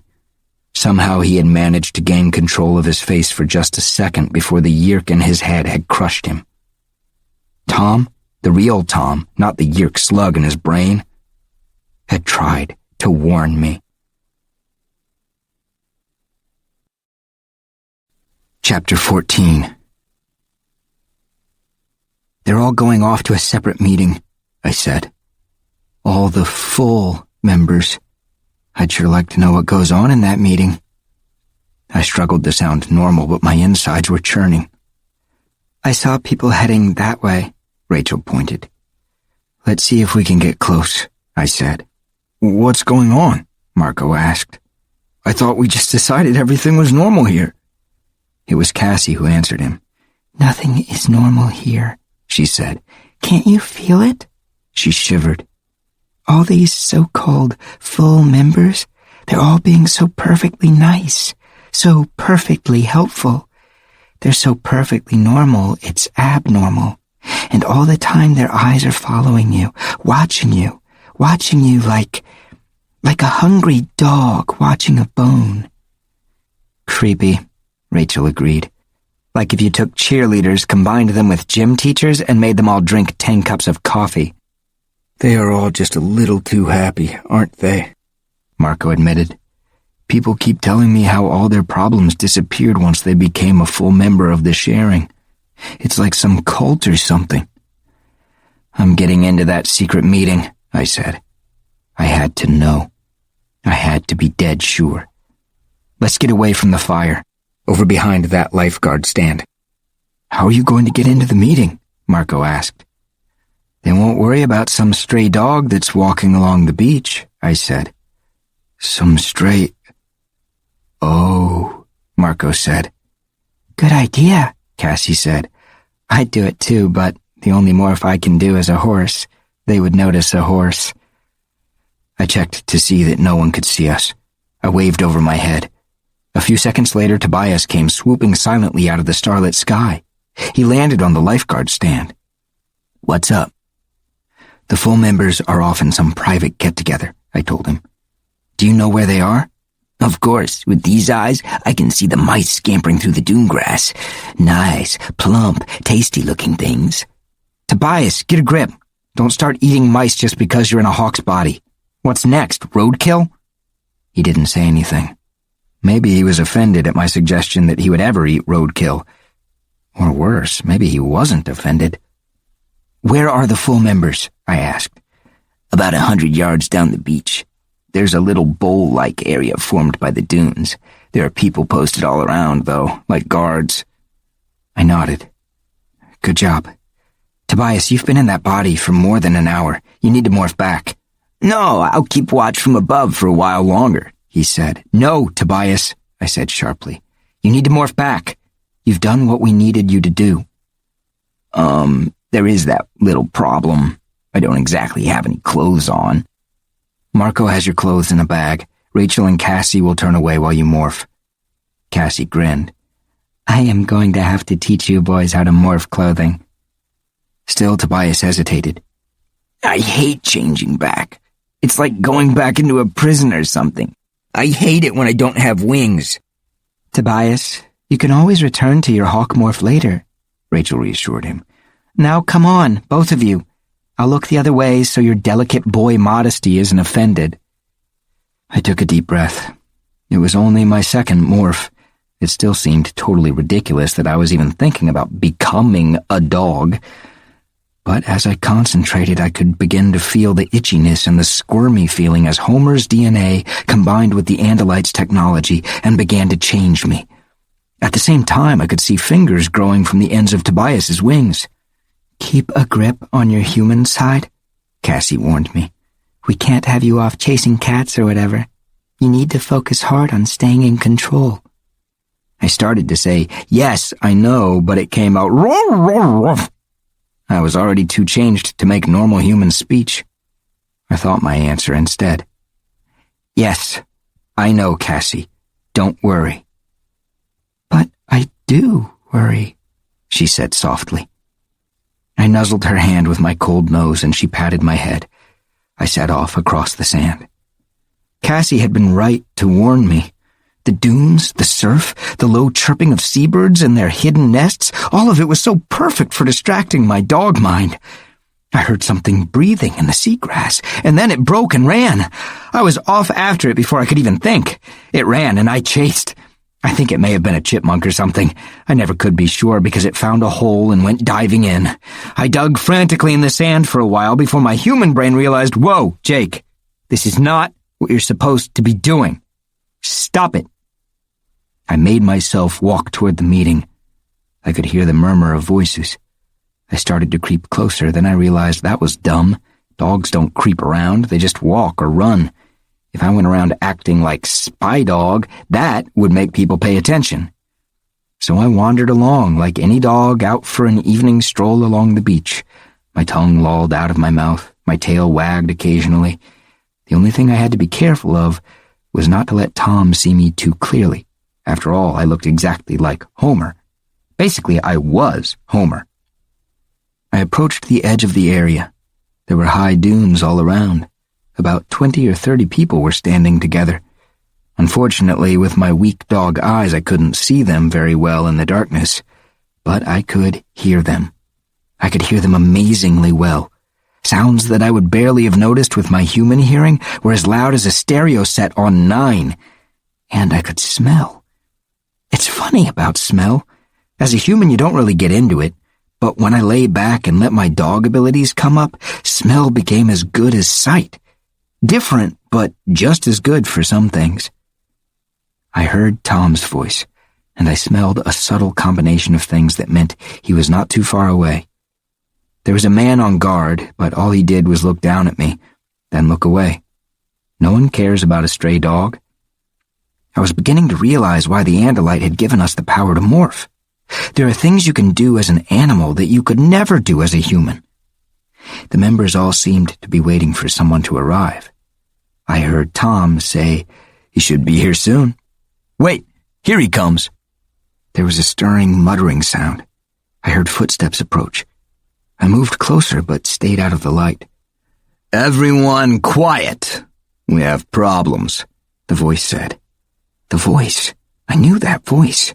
It was the same voice that had been at that construction site.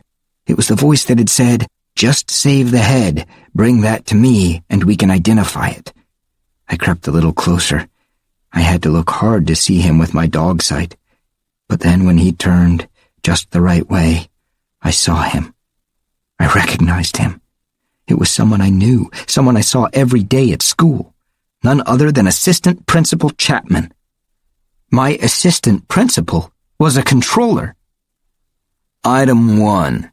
We still have not found the brats who were at the construction site," Chapman said. His voice was hard. "I want them found. Visser 3 wants them found. Does anyone have any clues?" For a moment no one spoke. Then I heard a second familiar voice. "It could have been anyone," Tom said. "But it might be the one who's my brother, Jake. I know he goes through the construction site sometimes. That's why I brought him here tonight. So we could either make him ours or kill him." Chapter 15. Either make him ours or kill him. I felt like someone had punched me. I told myself that Tom was a human controller. Some slimy, snotty slug from another planet was in his brain controlling him. When he talked to me, it wasn't even Tom, not really. It was a Yeerk. My brother. One of them. Chapman. One of them. They were everywhere, everywhere. How were we going to stop them? How could we even try? If they could take my own brother from me, if they could take Tom, then how was I going to be able to stop them? It was insane. Marco was right.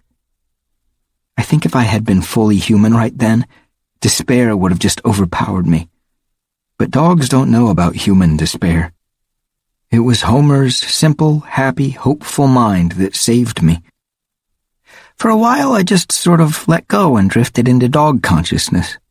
I didn't want to think. I didn't want to be a human being. For a while, I just wandered around the dunes and smelled things. But I knew I had a job to do. After a while, I let go of the simple happiness of the dog and forced myself back into painful reality. I waited and listened some more to the meeting, but I was still so upset I didn't really track on a lot of what was being said. I just kept hearing it over and over in my head. Make him ours, or kill him. The one other thing that did stick in my mind was Tom discussing with some other guy, some other controller, the schedule for going to the Yeerk pool. He'd just been and was feeling good, he said. He'd be heading back on Monday night. That was the slug in his head talking. The Yeerk that controlled Tom needed to return to the Yeerk pool. Then I heard another voice. Cassie. I slunk quickly around the back of a dune to get closer, but I could hear clearly. Cassie's voice, and another voice it took me a minute to recognize. It was the policeman. The same policeman. Hey, what are you doing back here? The policeman demanded. I was just looking for shells, Cassie said. This is just for full members, the policeman said gruffly. Private business. You understand? Yes, sir, Cassie said in her most humble voice.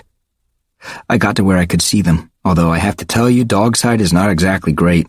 Everything is like an old TV with bad color and all blurry. The policeman was staring hard at Cassie.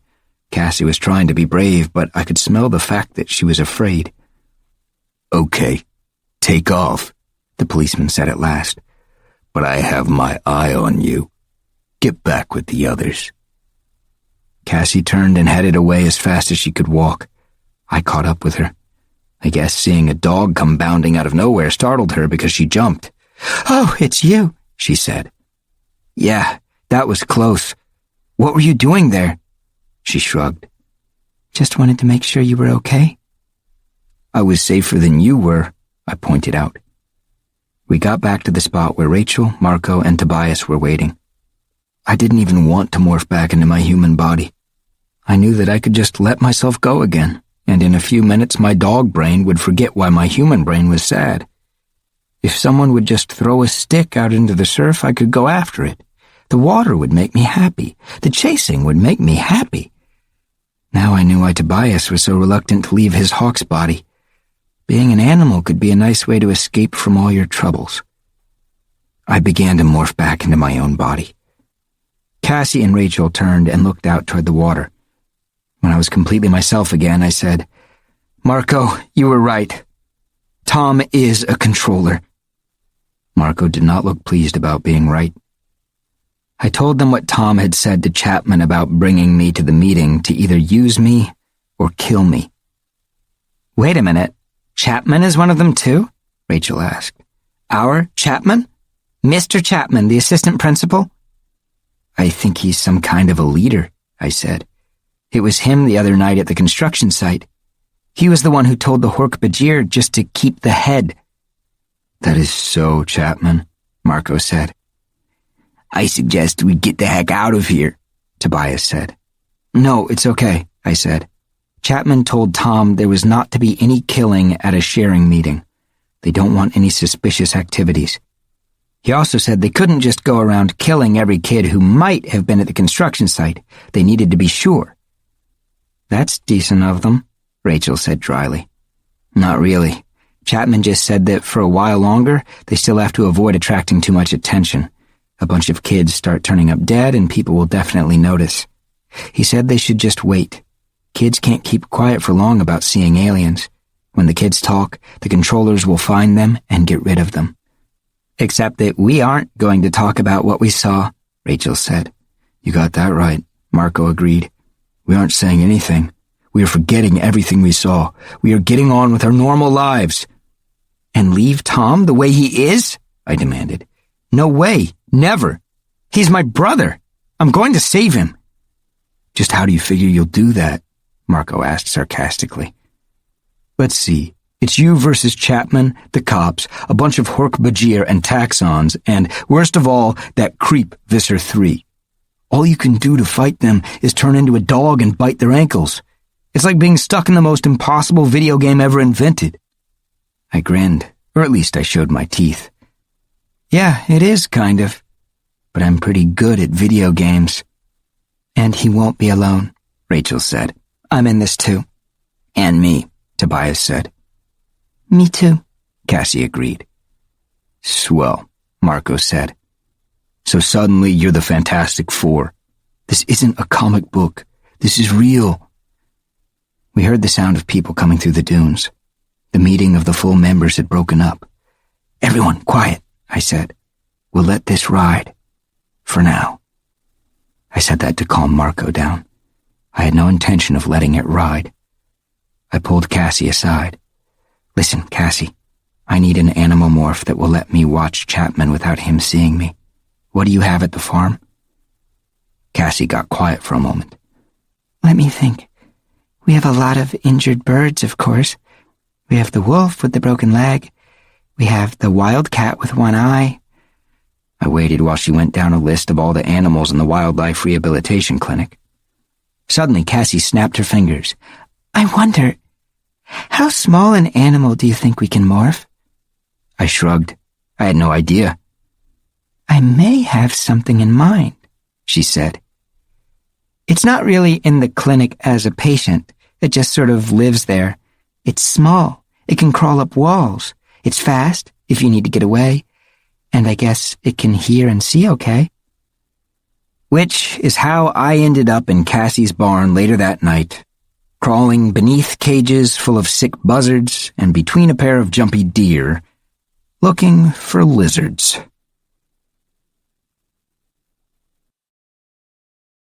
Chapter 16. I did it Monday morning in my locker at school. I turned into a lizard. A green anole, to be exact. It's a member of the iguana family, like you care. I waited till the bell rang for first period, which was English class. When everyone else was out of the hallway, I just climbed into my locker. I tried to act cool about it, just in case anyone was watching. The locker was about 2 inches shorter than me, so I had to crouch. And it was so tight, I couldn't move. The only light was from the 3 small ventilation slits. I could hear my heart pounding in the cramped, dark space. I was afraid. It was one thing to turn into a dog. I mean, it's weird, it's strange, but it's also kind of cool. Dogs are cool animals, but lizards? I should have practiced, I muttered under my breath. I really should have practiced like Cassie said. I started to focus for the morphing. I remembered the way we had caught the lizard the night before last. We'd spotted it with a flashlight, and Cassie had put a bucket over it so it couldn't get away. It had been fairly creepy, just touching it to acquire its DNA pattern. Now I was going to become it. The first thing I noticed was that I suddenly had more room inside the locker. I didn't have to crouch down, and my shoulders weren't scrunched up anymore. I touched my face with one hand. My skin was looser than it should have been, and pebbly to the touch. I ran my hand over my head. My hair was almost all gone. Things began to happen very fast. The locker grew and grew around me. It was big as a barn, big as a stadium. It was like falling off a skyscraper and taking forever to hit the ground. I was standing on something sticky, as large as a boulder. How had a boulder gotten into my locker? But then I realized it was a wad of gum. An old, chewed wad of gum stuck to the bottom of my locker. Gigantic drapes as big as the sails of a ship were falling all around me. They were my clothes. In the dim light, I could see 2 monstrous, misshapen things on either side of me. I could just make out the Nike swoosh and realized they were my shoes. They were the size of houses.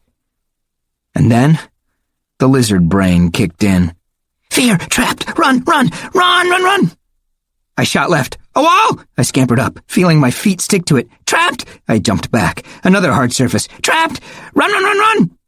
I fought to get control, but the lizard brain was panicked. It didn't know where it was. It wanted out. Out! Go toward the light! I ordered my new body. The ventilation slits. That was the way out. But the body was afraid of the light. It was terrified. I was still bouncing off the walls. I could not overcome the panic instincts of the lizard body. Go to the light! I screamed inside my head. And suddenly I was there. I poked my head out, and my body slithered after me. My tongue flicked out, and I got a weird kind of input from it. Like smell, only not quite. It kept flicking. I could see it shoot out of my mouth and lick the air. In the bright light, I realized how bad the lizard eyes were. I couldn't make sense of what I was seeing. Everything was shattered and twisted around. Down was up and up was down. Colors weren't even close to right. I tried to think. Come on, Jake. You have eyes on the side of your head now. They don't focus together. They see different things. Deal with it. I tried to make sense of the pictures using this knowledge, but they were still a mess. It seemed to take me forever to figure it out. One eye was looking down the hall to the left, the other was looking down the hall to the right. I was upside down, gripping the side of the locker, which was like a long gray field that wouldn't end. And all the time the green Anole brain was fighting me. Now that it was out of the dark locker, it desperately wanted to go back in. Chapman's office, I reminded myself. But where was it? Left. That way. Suddenly I was off and running, straight down the wall. Zoom! Then on level floor. Zoom! Around a scrap of paper twice as big as I was. The ground flew past. It was like being strapped onto a crazy out-of-control missile. Then my lizard brain sensed the spider. It was a strange thing, like I wasn't sure if I saw the spider, or heard it, or smelled it, or tasted it on my flicking lizard tongue, or just suddenly knew it was there. I took off after it, racing at 1,000,000 miles an hour before I could even think about stopping. My legs were a blur, they moved so fast. It probably wasn't a huge spider, not if you were a great big human being, but to my lizard eyes, it looked as big as a small child. It was huge. I could see the multiple black eyes. I could see the individual joints in its 8 legs. I could see the clicking, awful mandibles. The spider ran. I ran after it. I was faster. No! I screamed inside my head, but too late. My head jerked forward, fast as a striking snake. My jaws snapped, and suddenly the spider was in my mouth. I could feel it fighting. I could feel the spider's legs squirming and fighting to get out of my mouth. I tried to spit it out, but I couldn't. The lizard's hunger for that spider was too great. I swallowed the spider. It was like swallowing a whole canned ham, a canned ham that was fighting all the way down. No, no, no. My brain cried in horror and disgust. But at the same time, the lizard brain was pleased. I could feel it become slightly calmer. That does it, I told myself. I am out of this morph. I wanted out of that horrible little body. I didn't care who saw me. I was going to morph back to human shape. Marco was right. It was insane to get involved in this. Insane! I heard the ground shake. It was a noise like a giant stomping across the land. It was a giant. There was a huge shadow in the sky. It was like someone was trying to crush me by dropping an entire building on my head. The shoe came down. I scampered left. Another shoe. My tail! The shoe was on my tail. I was trapped. Chapter 17. In panic, I tried to run, but my tail was caught. Suddenly I was free! How had that... I realized what had happened. My tail had snapped off. Looking back, I saw it, still trapped by the giant shoe. It squirmed as if it were still alive. It wiggled like a worm on a hook. The shoe lifted and flew through the air again. I shot up the side of the wall and froze in place. The giant had not seen me. It had not tried to stomp me. It had been an accident. And now my tail. No, the lizard's tail. The giant walked on, shaking the ground as it went. I focused one lizard eye on the figure. It was like trying to make sense out of one of those carnival fun mirrors. But even so, I was pretty sure it was Chapman. I watched him head down the hall, and with all my power, I ordered my lizard body to follow him. I tried not to think about the spider in my stomach, or the fact that it was still not completely dead. I tried not to think about the fact that part of my body was back on the floor, jerking like it was still alive. I just raced along after Chapman, because Chapman might reveal something that would help Tom. I planned to follow Chapman to his office. I'd hide under his desk and listen to him make phone calls. I figured sooner or later he might let something slip about the location of the Yerk pool. Cassie and I had talked about it. She'd said it could take days of hiding in Chapman's office before we learned anything. Besides, we could only stay in a morph for 2 hours. And meanwhile, I would be skipping class. Sooner or later, I'd get in trouble over that. And the really funny thing is, when they catch you skipping class, you get sent to the assistant principal, Mr. Chapman. I could just imagine that scene. Sorry I skipped class, Mr. Chapman, but I've been in this lizard body watching you because I know you're a controller and part of a giant alien conspiracy to take over the Earth. I would have laughed, only lizards can't laugh, so I just followed Chapman as he marched down the hall. Suddenly he stopped. Were we at his office? I looked around as well as I could. It didn't look like the office. The spider gave a kick in my stomach. He opened a door. It swung right over me with a big rush of air. It went just above my head as I hugged the floor. I concentrated on making sense of the sights. Wait a minute. This was the janitor's closet, a mess of mops and buckets and cleaning solutions. What was Chapman doing? He went inside. I followed, careful to stay away from the high leather walls that were his shoes. I heard a loud click.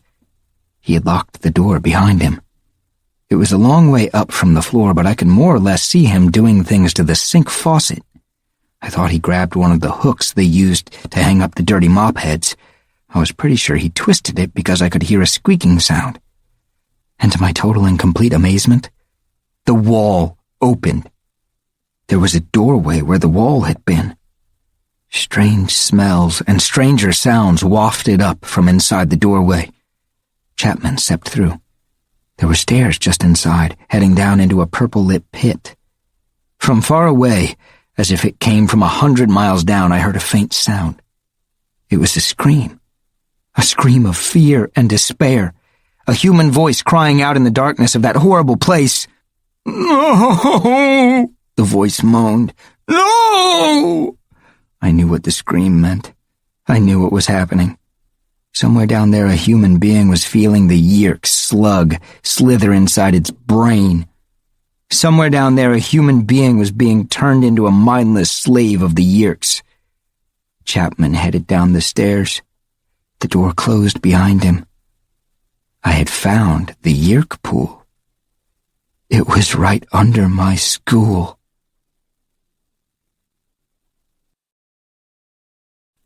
Chapter 18. "Screams," I said. "Human screams. They sounded far off, but that's what they were." My friends looked at me, all but Marco, who looked away. It was that same afternoon, right after school. We'd gone to the mall. We figured it was the best way not to look suspicious. No one thinks there's anything weird about kids hanging together at the mall. We were at a table in the food court, sharing some nachos. Ever since eating the spider, I'd had a desire to consume lots of junk food to help me forget. "You were a lizard at the time," Marco pointed out. "Who knows what you heard?" "I know," I said. "I can't stand the thought of what's happening to people down there," Cassie said. She shuddered. "It's sickening." "We have to do something," Rachel said. "Yeah, let's rush right down there," Marco said. "Then it can be us screaming." I realized I had lost my appetite for nachos. "Marco, you can't just ignore what's going on," Rachel said. "Sure I can," he said. "All I have to do is remind myself that, hey, guess what? I don't want to die." "That's it then?" Rachel demanded, outraged. "Just whatever is best for Marco?" "I don't think Marco is being selfish," Cassie said. "Just the opposite. He's thinking about his father, about what would happen to his dad if Marco—" "He's not the only one who's got people to worry about," Rachel said. "I have a family. We all do." "Not me," Tobias said softly. He smiled his sad, crooked smile. "It's true. No one gives a rat's rear about me." "I do," Rachel said. I was surprised to hear her say that. Rachel isn't exactly sentimental. "Look," I said, "I'm not asking anyone else to go with me, but I don't have a choice. I heard that scream today, and I know Tom is going down there tonight. He's my brother. I have to try and save him." I held out my hands, helpless. "I have to do it for Tom." "I'll go with you," Tobias said. "For the Andalite." "There's no one else who can do anything to stop the Yeerks," Rachel said. "I'm scared to death just thinking about it. But I'm there." Marco looked sick. He gave me a dirty look. He shook his head. "This is bad," he said. "This is so bad. If it wasn't for Tom, I'd walk away." "Look, Marco, you don't have to," I started to say. "Oh, shut up," he snapped. "You're my best friend, you jerk." Like I'm going to let you go face all this alone? I'm in. I'm in to rescue Tom. That's it. Then I'm done. Only Cassie had remained silent. She was looking dreamily off over the heads of the mall crowd. You know, back in the old days, the real old days, the Africans, the early Europeans, the Native Americans, they all believed animals had spirits, and they would call on those spirits to protect them from evil. They would ask the spirit of the fox for his cunning. They'd ask the spirit of the eagle for his sight. They would ask the lion for his strength. I guess what we're doing is sort of basic, even though it was Andalite technology that made it possible. We're still just scared little humans trying to borrow the mind of the fox and the eyes of the eagle, or the hawk, she added, smiling at Tobias, and the strength of the lion. Just like thousands of years ago, we're calling on the animals to help protect us from evil. Will their strength be enough? I wondered. I don't know, Cassie admitted solemnly. It's like all the basic forces of planet Earth are being brought into the battle. Marco rolled his eyes. Nice story, Cassie, but we're 5 normal kids, up against the Yeerks. If it was a football game, who would you bet on? We're toast. Don't be so sure, Cassie said. We're fighting for Mother Earth. She has some tricks up her sleeves. Good grief, Marco said. Let's all buy Birkenstocks and go hug some trees. We all laughed, including Cassie. Cassie is right about one thing, Rachel said seriously. The only thing we have going for us is this animal morphing thing. And so far the only morphs we've acquired are a cat, a bird, a dog, a horse, and a lizard. I think we need a little more firepower. We should head for the gardens. We need to acquire more DNA from some animals that are not going to be easy to acquire. I nodded. Yeah, I don't think the hawk, horse, and lizard team is going to impress the Yeerks. Rachel's right. I think we have to head to the gardens. We need to get some help from Mother Earth's toughest children. I looked to Cassie. Can you get us in? I can get in free, she said. You guys will have to pay, but I can use my mom's employee discount, so it'll be cheaper. Oh, I'm sure we could talk them into letting us in for nothing, Marco said. Just tell them we're Animorphs. Tell them we're what? Rachel asked. Idiot teenagers with a death wish, Marco said. Animorphs. I tried the word out. It sounded okay. Chapter 19. We left straight from the mall, hopping a bus out to the gardens, which is clear across the city. On the way, I tried to catch up on my homework. I had missed a lot of classes that day, so I borrowed class notes from my friends. Rachel kept perfect notes. Tobias had terrible notes, with all kinds of little drawings in the margins. It took a while before I could figure out what they were. They were buildings and people and cars, the way they looked from high up in the sky. I don't really need to go in, Tobias said as we pooled our limited cash to buy tickets. I'm happy with just my hawk morph. I don't want to be anything else. I think that's a mistake, Rachel said. Our one real weapon is the power to morph. We should acquire as many useful morphs as we can. What kind of animal morphs are going to be able to deal with Visser 3 when he turns into that big monster that ate the Andalite? I asked. There was nothing in this zoo or any other that was going to kick that big monster's butt. Marco winked. Fleas? No one can kill fleas. We'll itch him to death. I had to smile. So now you're suddenly Mr. Hopeful? No, I'm just so scared I'm getting weird, he said. I haven't done this morphing stuff. You guys all have. I'm not even a full-fledged Animorph yet. I'm still normal. I still feel normal, Cassie said. She looked troubled. Cassie, you can turn into a horse, Marco said. Very few normal kids can do that. It's different for Jake, turning into a lizard. He's always been a reptile. I took a good-natured swing at Marco, but he dodged it. It was cool having Marco with us, even if he was giddy. It took about a half an hour to reach the main gate of the gardens. I climbed down off the bus, feeling nervous. Not at all like I usually felt going there. I mean, the gardens is just about my favorite place to go, normally. But normally I'm not going there to get personal with dangerous animals. The main part of the gardens is rides. They have all the usual stuff like roller coasters, which are my personal favorite, and Ferris wheels and water slides.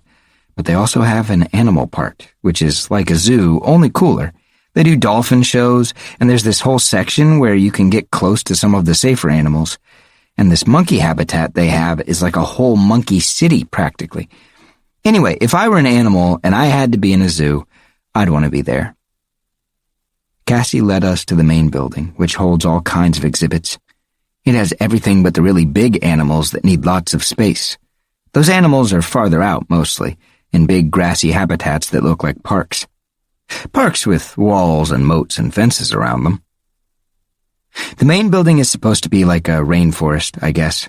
It's where they keep animals that need to be warm all the time. There's a pathway that winds around with tall tropical trees overhead, with bushes here and there between the exhibits.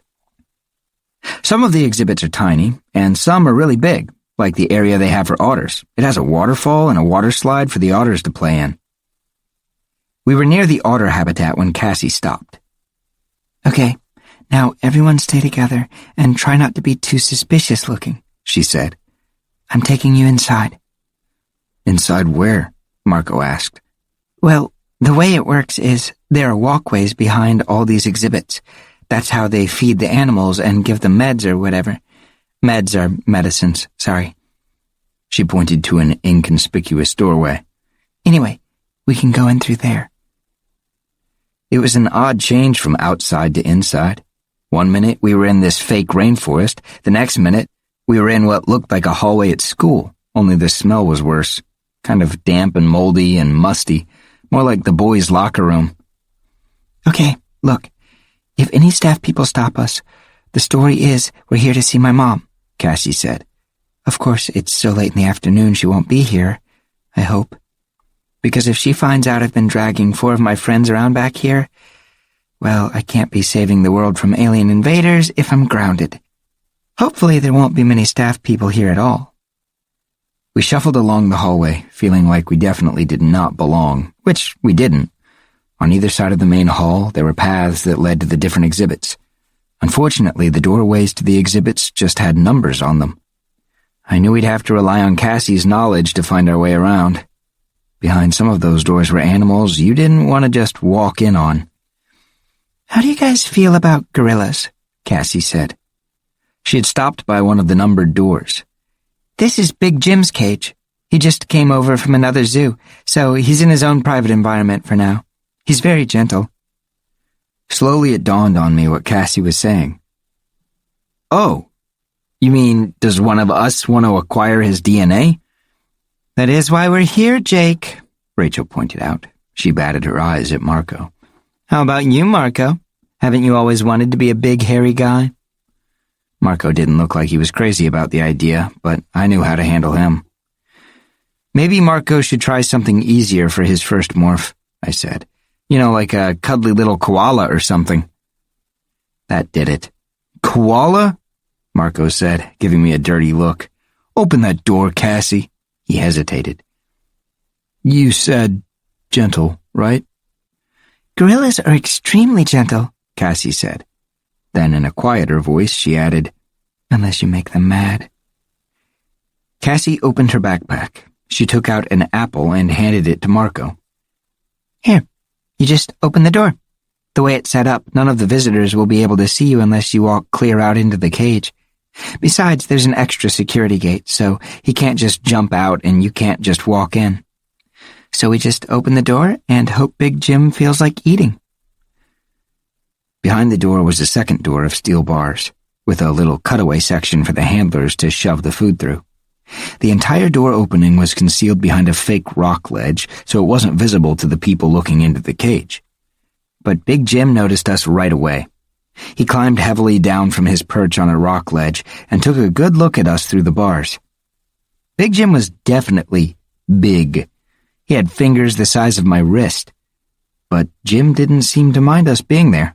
Mostly he seemed interested in Marco's apple. He looked Marco over, snorted like he wasn't impressed, and then held out his hand. "Hand him the apple," Cassie directed. "He wants the apple." "I loved your work in King Kong vs. Godzilla," Marco told the ape. He stuck his hand through the bars and held out the apple. With surprising daintiness, the gorilla lifted the apple and began inspecting it closely. "Hold his hand," I said. "Yeah, right," Marco laughed. "When you acquire DNA, the animal goes into a kind of trance," I said. "Go ahead, grab his hand and concentrate." Marco tentatively touched the gorilla's wrist. "Nice monkey." The gorilla ignored him. Big Jim was much more interested in the apple than in any of us. "Concentrate," Rachel urged. Marco closed his eyes. The ape closed his eyes. "This is so cool," Tobias commented. "You realize that gorilla could pull Marco apart like he was a paper doll? Look at those arms." Marco opened one eye. "Tobias, being terrified gets in the way of concentrating, so how about if you shut up about his arms?" Suddenly I heard a whirring sound. I looked down the hall, then back. It was one of those electric carts, like a golf cart. It was coming toward us. "Just act natural," Cassie hissed. Marco slipped out, and she slammed the door on Big Jim. "As long as it isn't a security guy, we're probably okay." The cart came up to us. Its driver was a man wearing a stained tan lab coat over his jeans. In the back of the cart were two large white plastic buckets full of something brown and horrible smelling. "Hey, you're Cassie, right? The doc's kid? How's it going?" "Fine," Cassie said. She waved casually, and the man drove right on past. "That was easy," Rachel said. "He didn't even seem to care that we're back here." "Well, where next?" Cassie wondered. We were at a four-way corner. There were blank, white-painted hallways in all directions. An electric golf cart was parked there, too. "What are we near?" I asked. Cassie thought for a moment. "Okay, that walkway leads to the outer exhibits. That one leads to the offices and storage facilities. These two go around the main building exhibits. We're close to... let me see. Bats and snakes that way. The jaguar and the dolphin tank that way." Rachel started down the hallway to our right. "Dolphins! I love dolphins." "Wait," Cassie said, trotting after her. "What are we going to do with dolphin morphs?" "I think we should go out to the big exhibits," Marco said. "Let's get serious about this. We need firepower. Come on." "Let's stick together," I said as Marco started down the hall. I reached out to grab him before he got too far away.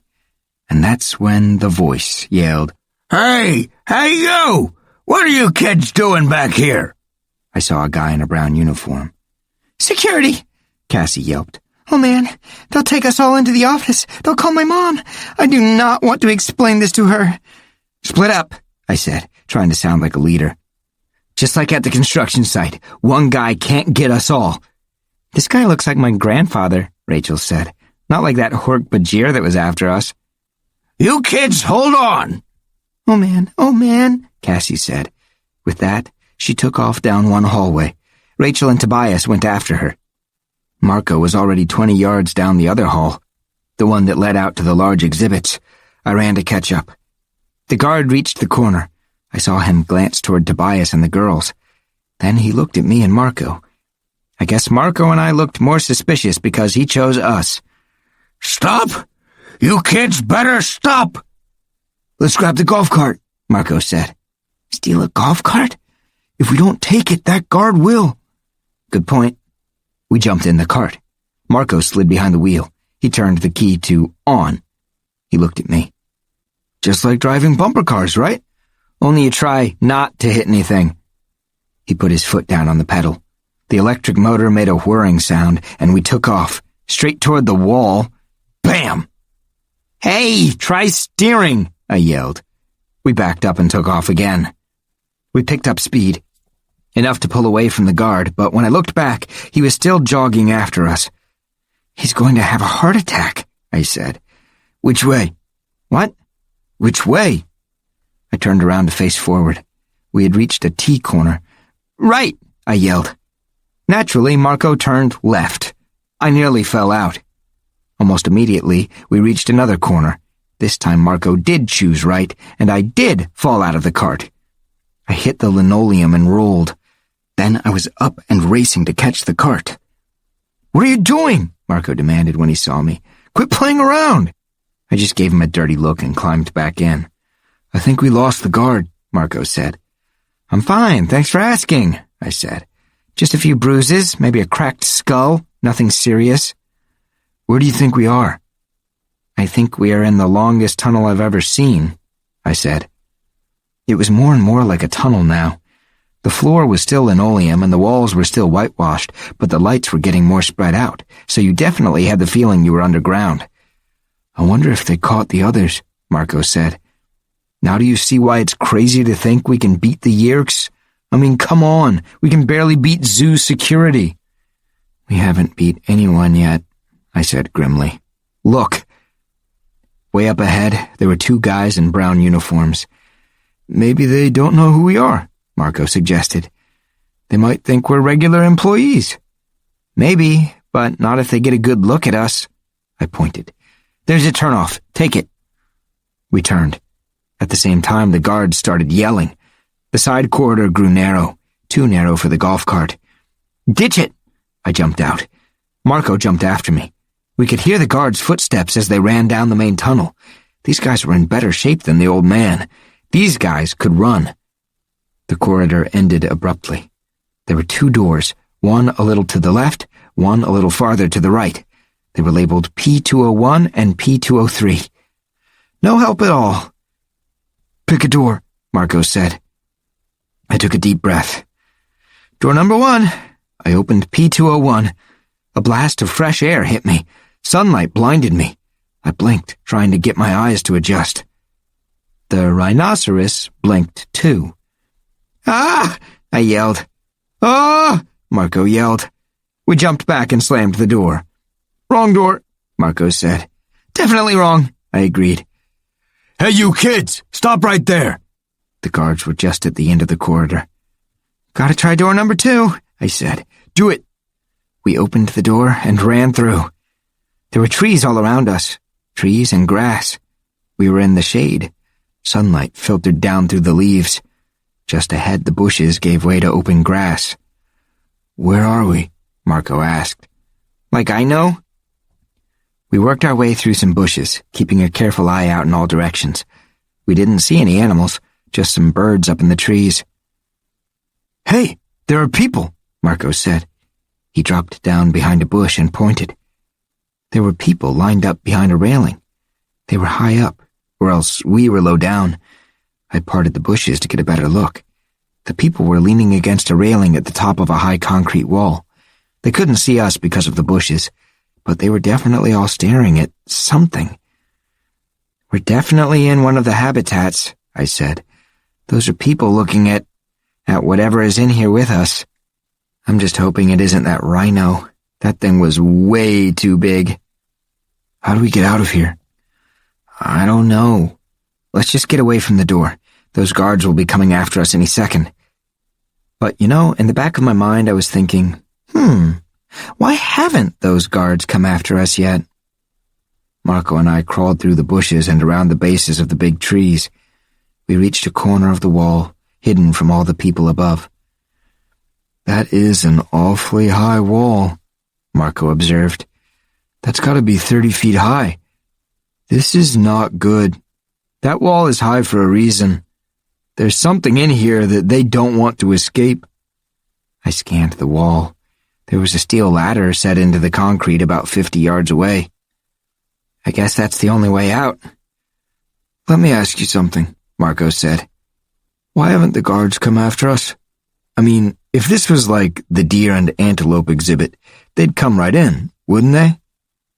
We have to think, not panic, I said. I am trying not to think about why the guards didn't come in here. I moved back into the shadows of the bushes. Besides, maybe there's nothing in here at all. I squatted down on my haunches. My butt touched something warm. I had a terrible feeling right at that moment. I looked up and saw Marco. Normally, Marco has kind of a dark, tanned face, but his face was white, and his eyes were very large. "Marco," I said, very slowly and very quietly, "is there something behind me?"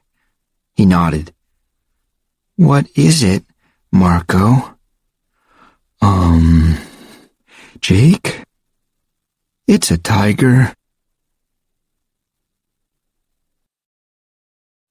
Chapter 20. A male Siberian tiger, to be exact. 10 feet long, 700 pounds of deadly speed and unbelievable power. You know those old Tarzan movies you see on TV sometimes where Tarzan is wrestling a tiger and actually winning? Let me tell you something. You want to know what your chances are of wrestling a tiger and coming out alive? They're about the same as your chances of jumping off the Empire State Building and surviving. "I have an idea," Marco said shakily. "Let's leave." "Don't run," I said. "It might just get his attention." "I think he's noticed us," Marco said. "I think he knows we're here, Jake. I think he's looking right at us. Look at his teeth." "Don't freak. I have an idea. The morphing. If I acquire him, it'll put him in a trance." "Acquire? Acquire what? You can't acquire anything about him. He's the acquirer, and you're the acquiree. He's going to acquire your butt for dinner. He's going to acquire you and spit out the bones." I swallowed hard. I tried to touch the tiger, but my hand was shaking too much. I took a couple of deep breaths. I heard somewhere that's supposed to calm you down. I guess it works. Unless you're practically sitting on a tiger. Then absolutely nothing calms you down. "Nice tiger," I whispered. He just watched me. He had this lazy, who cares look. This look of total, complete, absolute confidence. Almost like he thought I was funny. Like maybe he enjoyed watching me shiver and shake. "Please don't kill me," I said. "Don't kill me either," Marco added. I reached my shaking hand toward the tiger. His eyes followed my hand. I touched his flank. It rose and fell with his breathing. "Concentrate," Marco whispered. I was already concentrating real hard on the tiger.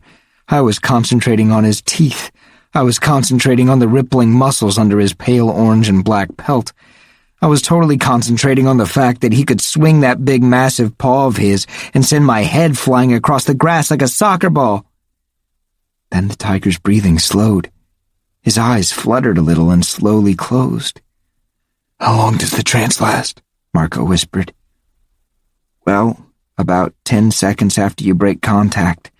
That's what it was with Homer." 10 seconds? 10 seconds? "Yeah, so be ready to run." "I've been ready to run." I started to pull away, but then I hesitated. It was a strange moment because right then I realized what I was doing. It hit me. This tiger was becoming part of me. All that power and confidence was becoming part of me. "He's beautiful, isn't he?" I said. I expected Marco to say something sarcastic, but he said, "Yes, he's magnificent." Then he added, "But let's get out of here before he shows us why he's king of the jungle." "That's lions," I said. "They're supposed to be king of the jungle. But let's not tell him that." "You ready?" He nodded. "Now!" I yelled. I jumped up and we tore for the ladder. In my head, I was counting off the seconds. 1 1,000, 2 1,000, 3 1,000. Something moved. Fast.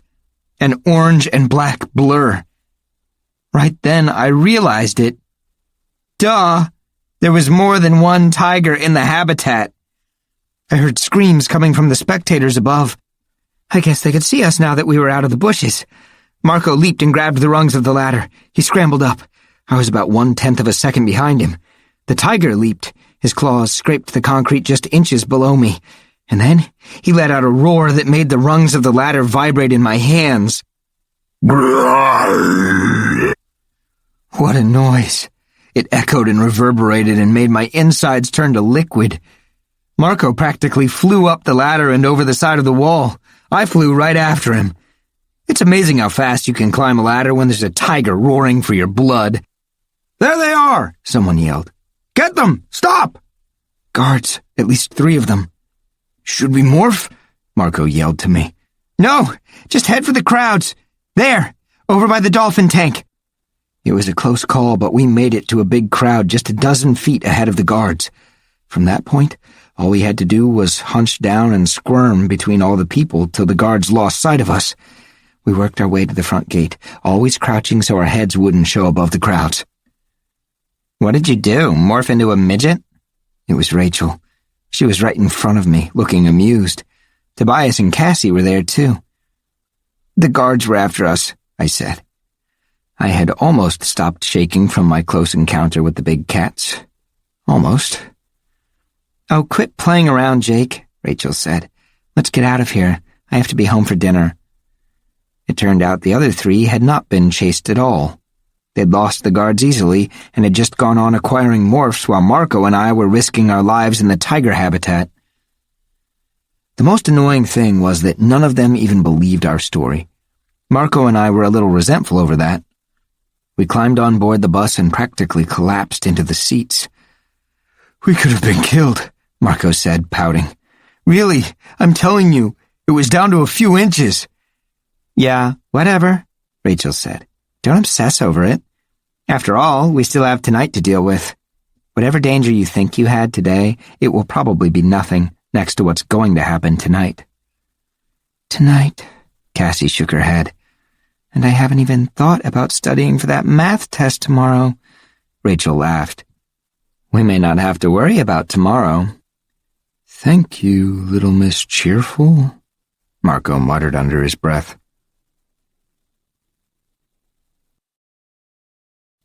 Chapter 21. Where have you been all afternoon and evening? My mom asked me as we sat down for dinner. My family is very old-fashioned about dinner. We all have to sit at the table, no TV. My mom's a writer, so she hates TV unless it's one of her favorite programs. Where have I been? I repeated the question. Hanging out? You know, hanging with Marco? I don't know why you bother to ask, my dad said. His answer is always the same. Hanging out. So what did you do at work today, Dad? I asked him. Hung out, he said. He gave me a wink and we all laughed. I glanced over at Tom. He was eating chicken cacciatore like the rest of us and laughing. He seemed so normal. You doing anything tonight, Tom? I asked him. Why? I tried to look casual. You know, I was thinking maybe we could shoot some hoops, I said. Maybe you could teach me some new moves and I could take another shot at making the team. Sorry, man, he said. I have things to do tonight. Yeah, like what? I asked. Hanging out, no doubt, my mom said. Eat the broccoli, Jake. It's good for you. It's full of trace minerals and vitamins you can't get anywhere else. Okay, I said to my mom. You know how much I love trace minerals. I popped the smallest piece of broccoli I could find and tried to gag it down. I guess it wasn't any worse than eating a live spider. So, Tom, what was it you said you were doing? I asked again. He gave me a dirty look. Do I have to check in with you now? I have things to do. Is that okay, little brother? A girl, my dad commented. I know these things. I'm a doctor. No, Dad, not a girl, I wanted to say. A yerk pool. What's a yerk pool, Mom? Well, it's kind of a long story. I decided to try one more time. I guess a part of me still refused to believe what Tom was. Maybe you're just afraid to shoot hoops with me. Maybe I'd kick your butt. Yeah, that's it. Happy now? Tom sneered. His gaze met mine. Was there some sign in those eyes? Some evidence of the selfish, evil creature that was controlling him? No. I wish there had been.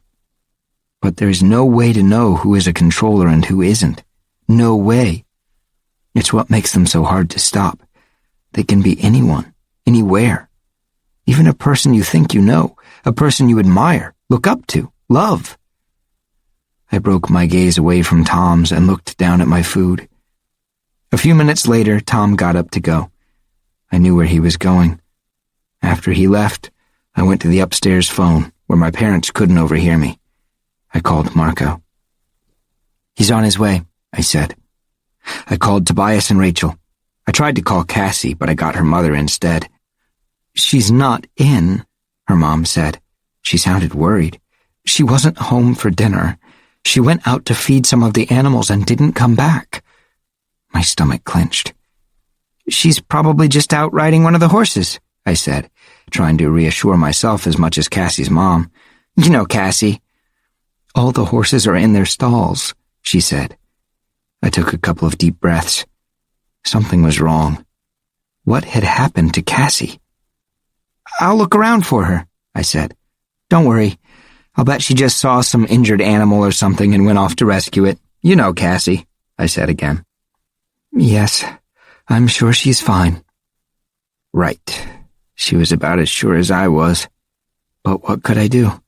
The plan was set to attack the Yerk pool and rescue Tom. Maybe Cassie was already at the school, waiting. Maybe. I had a very bad feeling as I rode my bike to the school. I hid the bike across the street, the way we had planned. Then I hooked up with Marco and Rachel. "Cassie's missing," I said. "And where's Tobias?" Rachel pointed up at the sky. The sun was setting fast, but I could see Tobias circling high overhead. "What is the matter with him?" I exploded. "He's got a 2-hour time limit, and we don't know how long this is going to take." "Maybe we should bail until we find out what happened with Cassie," Rachel said. "Could be she's just scared," Marco said. "I am." "Maybe," I agreed, although I doubted it. But they say you never know who's going to be brave or cowardly in a battle. I just hoped I wasn't a coward. The truth was, my mouth was already dry and my heart was already pounding. And we hadn't even done anything yet. Tobias swooped down and perched on Rachel's shoulder. It surprised me a little. Why would Tobias perch on Rachel's shoulder? And she didn't seem at all annoyed. She rubbed her head against him a little. "Are we doing this or not?" Tobias asked. This was not starting off right at all. The bad feeling in my stomach was just getting worse. Cassie missing, Tobias already morphed. Everyone was looking at me, waiting for me to decide. "Yeah, we're doing it," I said. The school was locked up for the night, but Marco had taken care of that little problem. He knew of a window in the science lab that didn't lock. We crawled into the science lab through the window. It was dark, except for the dying light of the sun that glinted off the glass beakers and test tubes. Tobias drifted through and landed neatly on the teacher's desk. "Let me take a look," I said. I opened the door as slowly as I could and peeked out through the crack. I could see down the nearly dark hallway to the janitor's closet. Instantly, I pulled back in. "There are people out there," I said. 3 people heading into the closet. "Controllers?" Rachel said. "I guess it's dinner time for Yerks." None of us thought that was very funny. "How are we going to get in there?" Marco asked. "Wait a minute," Rachel said. "Do all the controllers know each other by sight? I mean, maybe we're controllers, right?" "So we just walk right on in, like we belong there?" Marco asked. "Wonderful plan, Rachel. I have a better idea. Let's just kill ourselves now and get it over with." "Maybe Rachel's right," I said. "Big maybe," Marco pointed out. "Big, huge maybe. How about Tom? He would know whether you were a controller." I cracked the door again and looked out. "I think Tom's already down there," I said. "Besides, the hallway's empty now. I guess they all—" I fell silent. "Wait, here comes someone." I stared. It wasn't easy to see faces in the gloom. I could tell there were 2 people. One was wearing a uniform. It was the controller policeman, and he was rudely yanking someone along with him. I could see that it was a girl. I didn't really want to see any more. Tobias, I said, I need you to use your hawk's eyes. Tobias fluttered over and stood on my shoulder. He peeked his fierce head out into the hall and then drew back. Yes, he said. It's her. I felt like the floor had opened underneath me. Marco grabbed me because I looked like I was about to fall over. They have her, I whispered. The controllers. They have Cassie. Chapter 22. Who has Cassie? How? Rachel stammered. That policeman. The controller. The one who came out to Cassie's farm. The one who was at the sharing meeting. He has her. He saw her at the meeting trying to get close to the full members. Rachel let go a few choice words. We hadn't even started, and already everything was a disaster. Okay, I said grimly. We go ahead, like Rachel said. We figure there are too many controllers for all of them to know each other. I mean, they add new bodies all the time, right? So maybe we're new controllers, right? Oh, man, Marco moaned. You have a better idea? I snapped. No, he said. I think we go ahead. We take our chances. Let's rock and roll. Okay, then. Everyone act cool. I looked at Tobias. Too late for you to morph back now, but try not to let them see you. Rachel, Marco, and I stepped out into the dark hallway. My legs were stiff. My knees were rickety. I was walking like Frankenstein's monster trying to look casual. We headed for the janitor's closet. Fortunately, no one else was in the hallway. We entered the tiny room and stepped inside. I tried to recall the sequence for opening the door. Faucet to the left, then twist the second hook around to the right. The door swung open. There was more noise than there had been the other day, or maybe it was just that my human ears heard it better than my lizard ears had. There was a deep, sloshing, swooshing sound, almost like gentle surf breaking on the shore. But that was the nice sound. The other sounds were horrifying. Despairing cries, terrified screams, shouts, shrieking triumphant laughter. You sure this is just the Yerk pool? Marco said in a nervous, shaky voice. I see a guy with horns and a pitchfork and I am out of here. I stepped into the opening. The stairs were steep and there was no rail, so you felt like you were about to pitch forward with every step. We descended together. The door closed automatically behind us. At first, I guess I expected there to be maybe a couple dozen steps, but the steps never ended. We just kept walking, and there were always more steps. The walls were dirt, then quickly became rock as we went down, down, down. It felt like those stairs would never end. Some superior aliens, Marco whispered. You'd think they could have put in an elevator. We all giggled a little. Very little. Suddenly the rock walls widened out. We had emerged into a huge cavern. And when I say huge, I mean huge. They could have played the Super Bowl in there and had room left over for a couple of malls. It was like a giant bowl turned upside down, all carved out of solid rock. At the very top of the bowl was the faint outline of a hole. I thought I could see stars through it. All around the outer edges of the cavern, I could see other stairways like ours. They seemed to come from every direction, appearing out of the rock walls and leading down to the floor of the cavern. We clustered closer to the center of the stairway. It was a sheer drop off the side of the stairs. This is gigantic, Marco said. This isn't just under the school. This is under half the town. Those stairways must lead up to a dozen secret entrances. He shook his head. Jake, they have this entire area set up with secret passageways. Oh man, this is worse. This is so much worse. So much bigger. I felt the same despair. We were fools. This wasn't some little group of alien bad guys we were dealing with. To build this underground city, these guys had power we couldn't even imagine. That's almost what it was, a city. There were buildings and sheds all around the rim of the cavern, and we could see yellow caterpillar earth movers and cranes at work on the far side of the cavern. They seemed weirdly normal in this incredible place. And there were creatures everywhere, taxons, hork-bajir, and other things I couldn't even begin to guess at. But mostly, there were humans. A lot of them.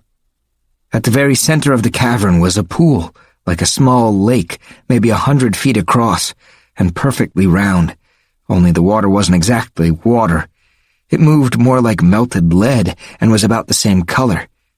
The sloshing sound we could hear was the liquid of the pool being rippled and splashed by hundreds of fast-moving things below the surface. I knew what they were. Yeerks.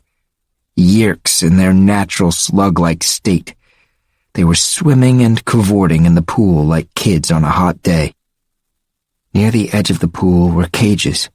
In the cages were hork-bajir and human beings. Some of the humans screamed for help. Some cried silently. Some just sat and waited, all hope lost. There were adults there, and kids, women and men, more than 100 packed 10 to a cage. The captive hork-bajir were kept in separate, stronger cages. They paced and howled and slashed at the air with their bladed arms. I almost lost hope. I felt like my heart had stopped. This was a place of unimaginable horror, and we were so few and so weak. Below us on the stairs, I could see the controller cop and Cassie. He was dragging her roughly whenever she stumbled. They had reached the bottom of the stairs. "I'm going to morph," I said. "I'm going to get Cassie away from him." Marco put his hand on my shoulder. "Not time yet, dude. Be cool." "Cassie's okay, Jake," Tobias said. "She isn't hurt, just scared." "He'd better not hurt her," I said. "Keep an eye on them, Tobias." There were 2 low steel piers built out over the pool. On one, hork-bajir controllers politely guarded a line of humans and hork-bajir and taxons. This was the unloading station. One by one, the people knelt down, bent over, and dipped their heads toward the slimy surface of the pool. The hork-bajir helped them. As we watched, a woman calmly bent over, her head just inches above the lead-gray pool. A hork-bajir held her elbow gently to help her keep her balance. Then we saw the thing dribbling, sliding, squirming, crawling out of her ear. A yeerk! "Oh no," Rachel moaned. She sounded like she might be sick. "Oh no, no." When the yeerk was all the way out of the poor woman's head, it dropped into the pool and disappeared beneath the turbulent surface. Instantly, the woman cried out, "You filth! Let me go! Let me go! I am a free woman! You can't keep doing this! I am not a slave! Let me go!" 2 hork-bajir grabbed her. They dragged the woman to the nearest cage and threw her in. "Help!" the woman screamed. "Oh, please, someone help! Help us all!" Chapter 23. "Help! Please, someone help us!" We had been hearing cries like that all the way down those steps, but now we were close enough to give the cries a human face. It cut straight to my soul. There was a second steel pier. That was the loading station. There, the host bodies were dragged from their holding cages to have the yeerks re-enter their heads. It was a pretty basic process. They grabbed the hosts, whether human or hork-bajir, and forced their heads down into the pool. The people sometimes fought and screamed, and sometimes just cried, but they always lost. When their heads were yanked back up out of the pool, we could see the slugs still slithering into their ears. After a few minutes, they would become calm again, as the yeerks regained control. Then off they went, once more slaves of the yeerks. It was a horrible assembly line, from the unloading pier to the holding cages to the infestation pier. They moved the poor victims through at a pretty speedy rate. But there was another area we could only now see. There, humans and Hork-Bajir waited on comfortable chairs, sipping drinks and actually watching TV. Taxons squirmed around like gigantic spiny maggots. I heard the faint sound of a television set. I was sure I could hear laughter from the humans. They were watching the show and having a good laugh. "Those are the voluntary hosts," Tobias said. "Collaborators." "What are you talking about?" I demanded. "You remember what the Andalite told us? Many humans and Hork-Bajir are voluntary hosts," Tobias replied. "The Yeerks persuade them to let them take over." "I can't believe that," Rachel said. "No person would ever let this happen to them. No one would ever give up control of himself." "Some people are scum, Rachel," Marco said. "Sorry to burst your balloon." "The Yeerks convince them that taking on a Yeerk will solve all their problems. I think that's what the sharing is all about. People believe that by becoming something different, they can leave behind all their pain." "Like spending all their time as a hawk," Marco pointed out. Tobias had nothing to say to that. He spread his wings and flew up and away. "Tobias, come back!" I called to him. "We have to get moving," Rachel said. "We've been standing here staring for too long." She looked at Marco. "Don't be a jerk to Tobias, okay? We need everyone." Tobias came swooping back toward us. "Cassie," he said. "She's on the pier. The infestation pier. They're going to turn her into a host." With my normal human eyes, I couldn't see that well in the purple gloom. I could just make out the cop's uniform and the small shape beside him. "Do you see Tom?" I asked Tobias. In answer, he flapped his powerful wings and gained altitude. I saw him high over the pool. Then he came back toward us in a power dive. "I see him," he said. I hesitated before asking. I wasn't sure I wanted to know the answer. "Is he in the cages, or is he voluntary?" "He's in a cage," Tobias said. "He's yelling his brains out at the Hork-Bajir guards." Yes! I knew Tom would never have gone voluntarily. I knew they must have taken him kicking and punching. "Cassie is getting near the end of the pier," Tobias warned. "We only have a few minutes before they infest her." It was time. We were at the bottom of the steps. We ran over to hide behind a storage shed of some kind. Marco pulled me around the corner, drawing me close so that I could hear him whisper, "Look, before we do this, there's one thing, Jake. You have to promise me." I knew what he was going to say. "If I have to die, okay, but don't let them take me. Don't let them put one of those things in my head." "It'll be okay." "You!" a voice yelled, a human voice. "You two! Who are you?" I spun around. A man, just one man. But beside him, flanking him, was a big Hork-Bajir, looking suspicious, and on the other side, a Taxon. Somehow the man hadn't seen Rachel. She was just around the corner of the building, but he had seen Marco and me talking. I guess it hadn't looked quite right to him. "Us?" Marco asked. "Who are we?" "Hey, who are you?" "Take them!" the man ordered. The Hork-Bajir advanced on us. The Taxon slithered forward on its dozens of sharp, spiny legs, red jelly eyes quivering, mouth opening and closing in anticipation. I knew I had to morph, but I was frozen with fear. Then I saw Rachel. She had gotten around behind the controllers, and she was getting very, very large. Chapter 24. Rachel was getting larger very fast.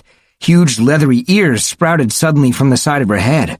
Her nose stretched and stretched till it was longer than her body had been to start with. Her arms and legs were big as tree trunks, and from her mouth grew two enormous curved teeth. My cousin Rachel now stood almost 13 feet high and weighed about 14,000 pounds. The weird thing was, I was happy about all this. "Ha ha!" I heard Rachel's triumphant laugh. "I did it!" The Hork-Bajir and the Taxon came closer. Rachel began twitching her little ropey tail. Her front legs pawed the dirt floor of the cavern. She raised her massive head and stuck out her 3-foot-long tusks.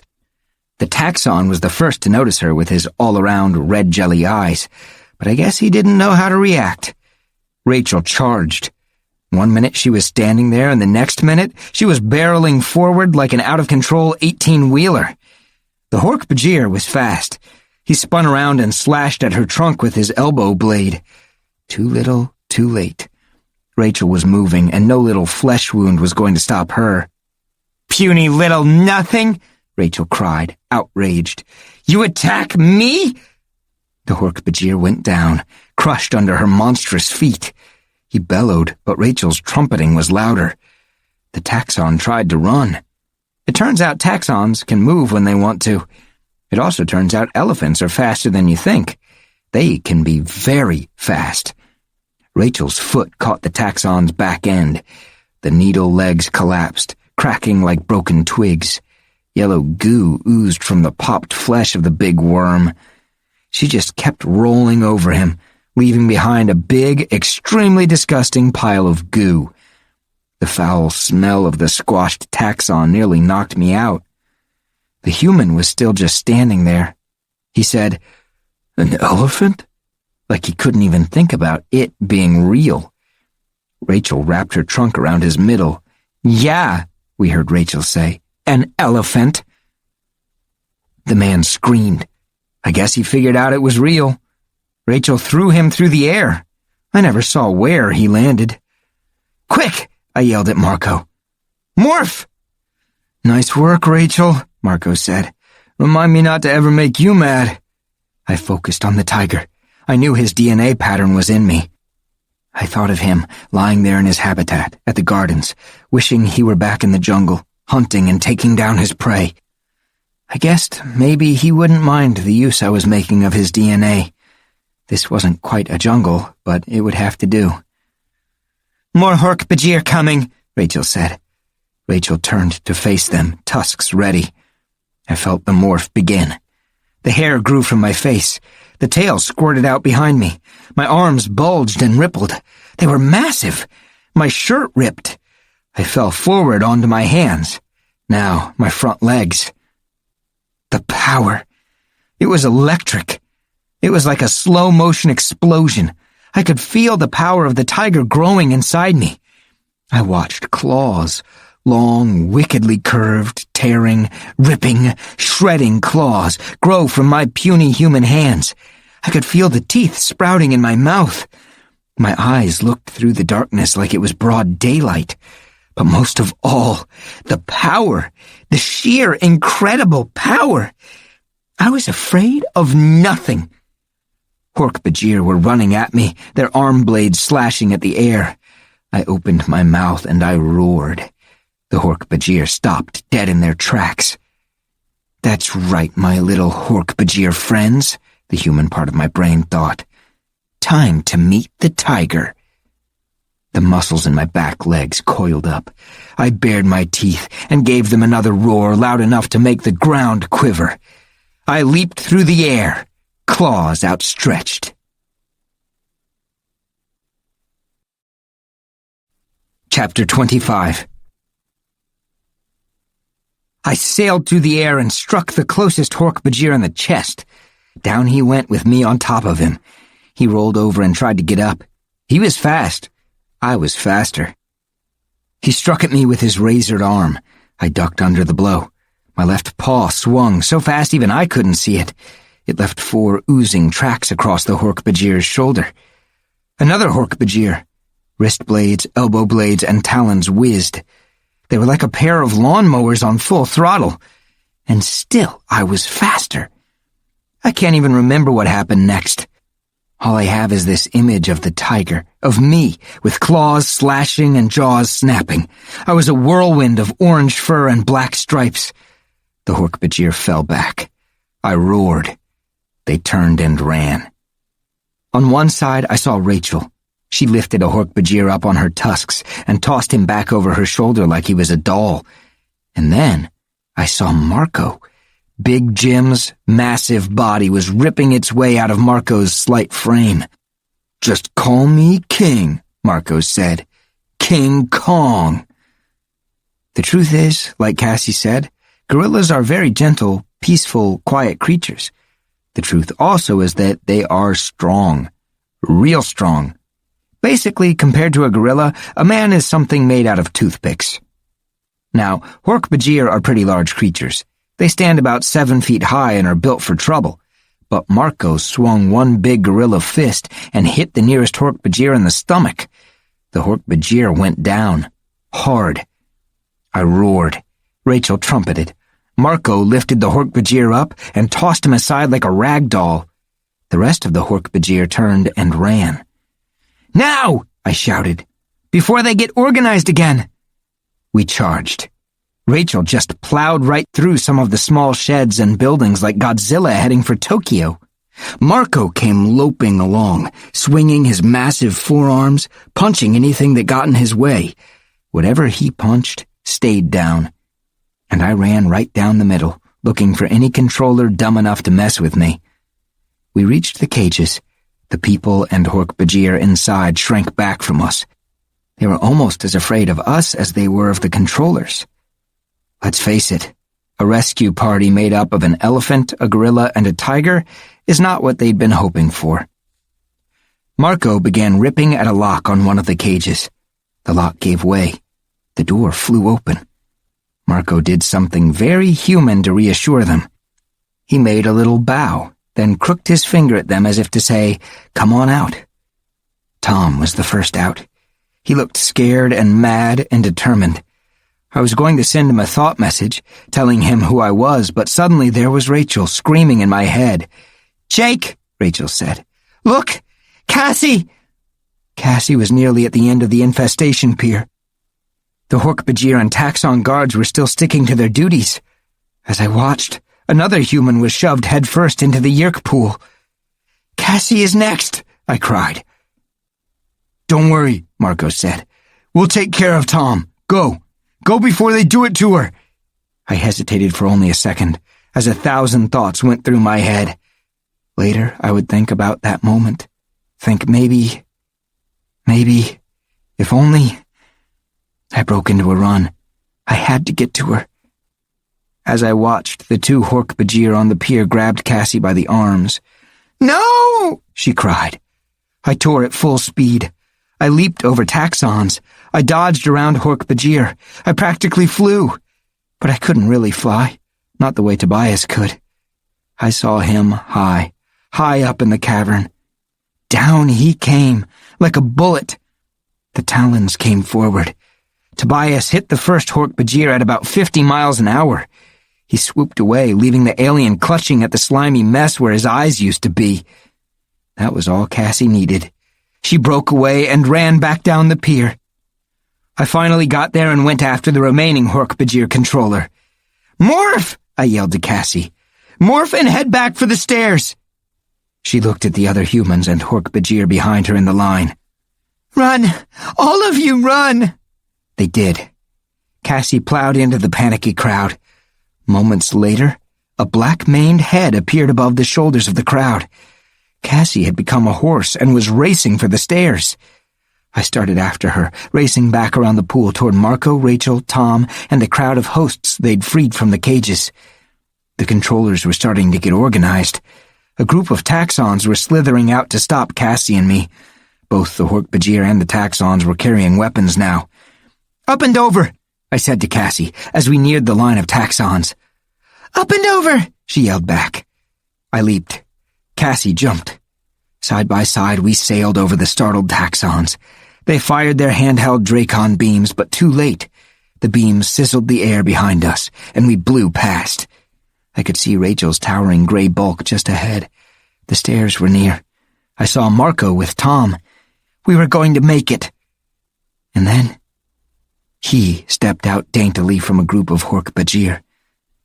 He seemed almost harmless in his Andalite body, a gentle, half-deer, half-human-looking creature with bluish fur and an extra set of eyes on comical stalks. Visser 3 didn't look all that scary, not compared to the Hork-Bajir, the taxons, or even our own Earth animals. But Visser 3 had an Andalite body.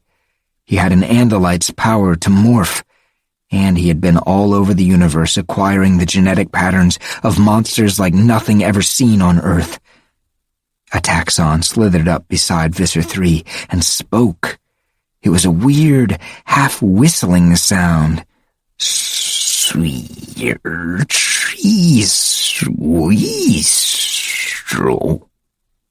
Visser 3 said nothing. He just looked at me with the horizontal slits that were his eyes. "This taxon fool says you are wild animals," Visser 3 said. "He wants to know if he and his brothers can eat you." He laughed silently. "But I know you are not animals. I know who and what you are. So, not all of you Andalites died when I burned your ship." It took me a couple of seconds to realize what he meant. Then it hit me. Of course. He thought we were Andalites. He'd guessed that we were morphs, not real animals. And he knew that the Andalites were the only species with morphing technology. "I compliment you on getting this far, but it will accomplish nothing, because now, my brave Andalite warriors, it is time. Time to die." He began to morph.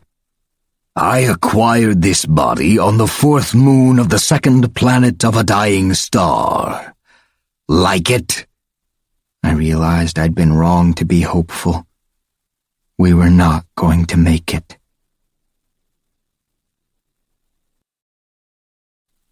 Chapter 26. From Visser 3's Andalite body the creature grew, tall as a tree, towering over even Rachel. 8 massive legs, 8 long, spindly arms, each ending in a 3-fingered claw. And from the place where the top set of arms grew, came the heads. Heads, plural, 8 of them. This creature had a thing for the number 8. Even the Hork-Bajir controllers backed away. Even they didn't want to be near Visser 3 when he morphed this way. But the taxons edged in closer, crowding around their leader like a pack of hungry dogs looking for table scraps. I was frozen in terror, stunned. Even the tiger that was a part of me was confused and worried. I had started to think that with our morphed bodies we could take on anything, but we couldn't take on this monster. Not and survive. "Run!" I yelled to the others. "Up the stairs!" Cassie nudged 2 of the humans from the cages and tossed back her head. They figured out what she wanted and climbed on her back. Then she galloped toward the stairs. "Yes, run!" Visser 3 crowed. "It makes a more challenging target." Then Visser 3 struck. From one of the heads, a round spinning ball of flame erupted. A ball of flame that flew like a missile. It skimmed through the air and splatted against the back of one of the women riding Cassie. "Ah!" She fell off, screaming and rolling around to put out the flames. Cassie kept going with only one rider. She reached the base of the stairs. "Target practice," Visser 3 laughed. He fired fireball after fireball, one head after another. One singed my shoulder and flew past. One hit Rachel in the ear and made her scream in my head and trumpet in terror. The air was full of fire. "We have to get out of here," Marco yelled. "Yes, run! Run for the stairs," I repeated. "Rachel, get moving! Clear a path!" A big swarm of us was heading for the stairs, but the taxons had closed in around us. Anyone that got away from Visser 3 was swarmed over by the taxons. I saw Tom out of the corner of my eye. He was swinging his fists at a pair of taxons that were circling around him. Tom couldn't hurt them, but he was trying just the same. Rachel ran over and plowed into one of them, crushing him beneath her tree-trunk legs. Marco threw his arms around the second taxon and twisted till it split open, spilling its putrid guts all over the floor. Rachel had hit the bottom few stairs and stopped. Elephant bodies are great for some things, but they are useless for climbing stairs. "Morph back," I told Rachel. She began to shrink almost immediately, but there wasn't time to wait until the morphing was complete. Rachel started up the stairs as a shifting mass of gray and pink, part human, part elephant, staggering on weird half-finished legs and dragging a shriveled trunk that made her pretty face into something awful to see. We ran, but it was impossible. By the time we had climbed a few dozen stairs, there were only a few free humans and 2 free Hork-Bajir with us. The rest had all been recaptured or burned. A fireball exploded at my feet and I snarled, but still we retreated. We were 100 feet up the stairs when the last 2 freed Hork-Bajir were brought down by the Visser's fireballs. They fell in flames. The Visser was climbing the stairs now, all alone. He was so big he barely fit on the stairs. I knew when we reached the point where the walls closed in around the stairs that we would be safe from Visser 3. Glancing up, I saw that Cassie was almost to safety above us, with 1 human rider. The rest of us, along with Tom and a pitiful handful of freed humans, were bunched together. Visser 3 began pelting the staircase ahead of us with fire. We were trapped. Fire ahead, Visser 3 himself behind. "No," I heard a familiar voice say. "No, you filthy creep! You aren't going to win this time!" It was Tom. All alone, he charged at Visser 3, armed with nothing but his fists. One of the Visser's arms came down and swung at him. "Tom!" I cried. My tiger body roared with all its might, but the sound was lost in the noise of crying humans and whistling taxons. I saw Tom stagger from the Visser's blow. I saw him fall from the edge of the stairs. I went a little crazy. I was on the Visser before I knew what was happening. On him, digging my claws into his flesh. I twisted up and behind one of his 8 heads. The tiger in me knew what to do. I sank my teeth into his neck and clamped my powerful jaws and held on. Another head turned back and aimed a fireball at me. I dodged the first fireball. The second burned my flank. I jumped clear. The Visser roared in pain. I roared in hatred.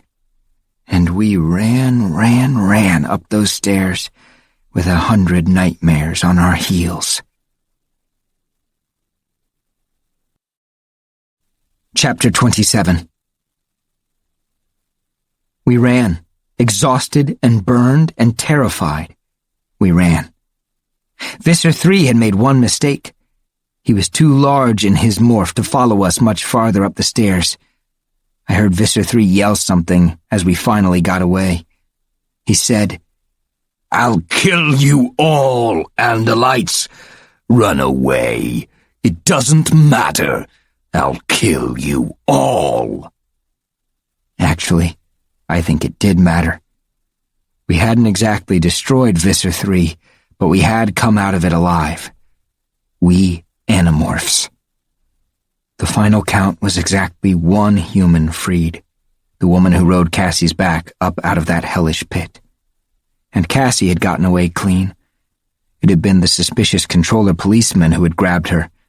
He was the only controller to know her name, where she lived, and that she had been spying on the sharing. Cassie said we didn't have to worry about him anymore.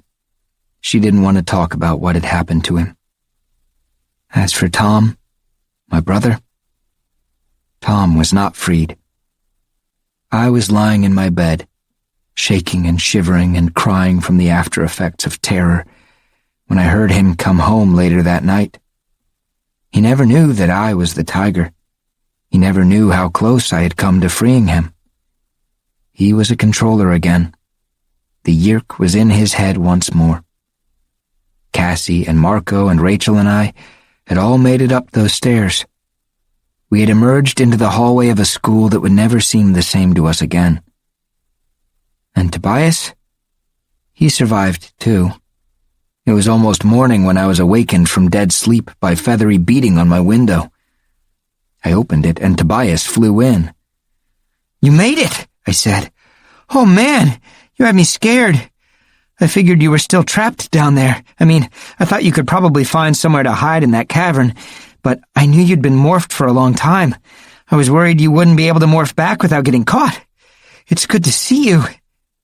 "Good to see you too, Jake," he said. "How are the others?" "Alive," I said. "Alive. I guess that's all that counts. Yes, that is all that matters. Come on, Tobias, I said. Morph back.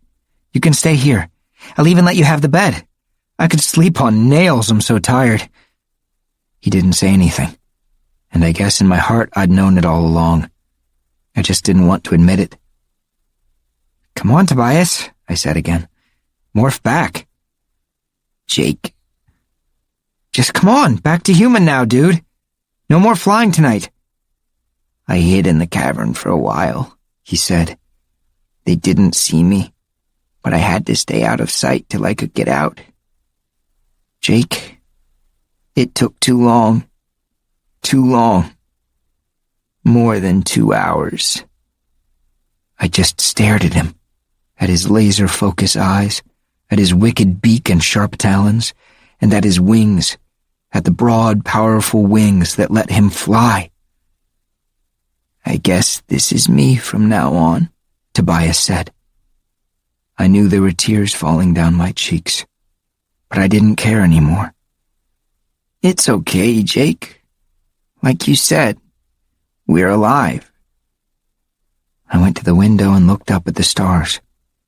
Somewhere up there, around one of those cold, twinkling stars, was the Andalite homeworld.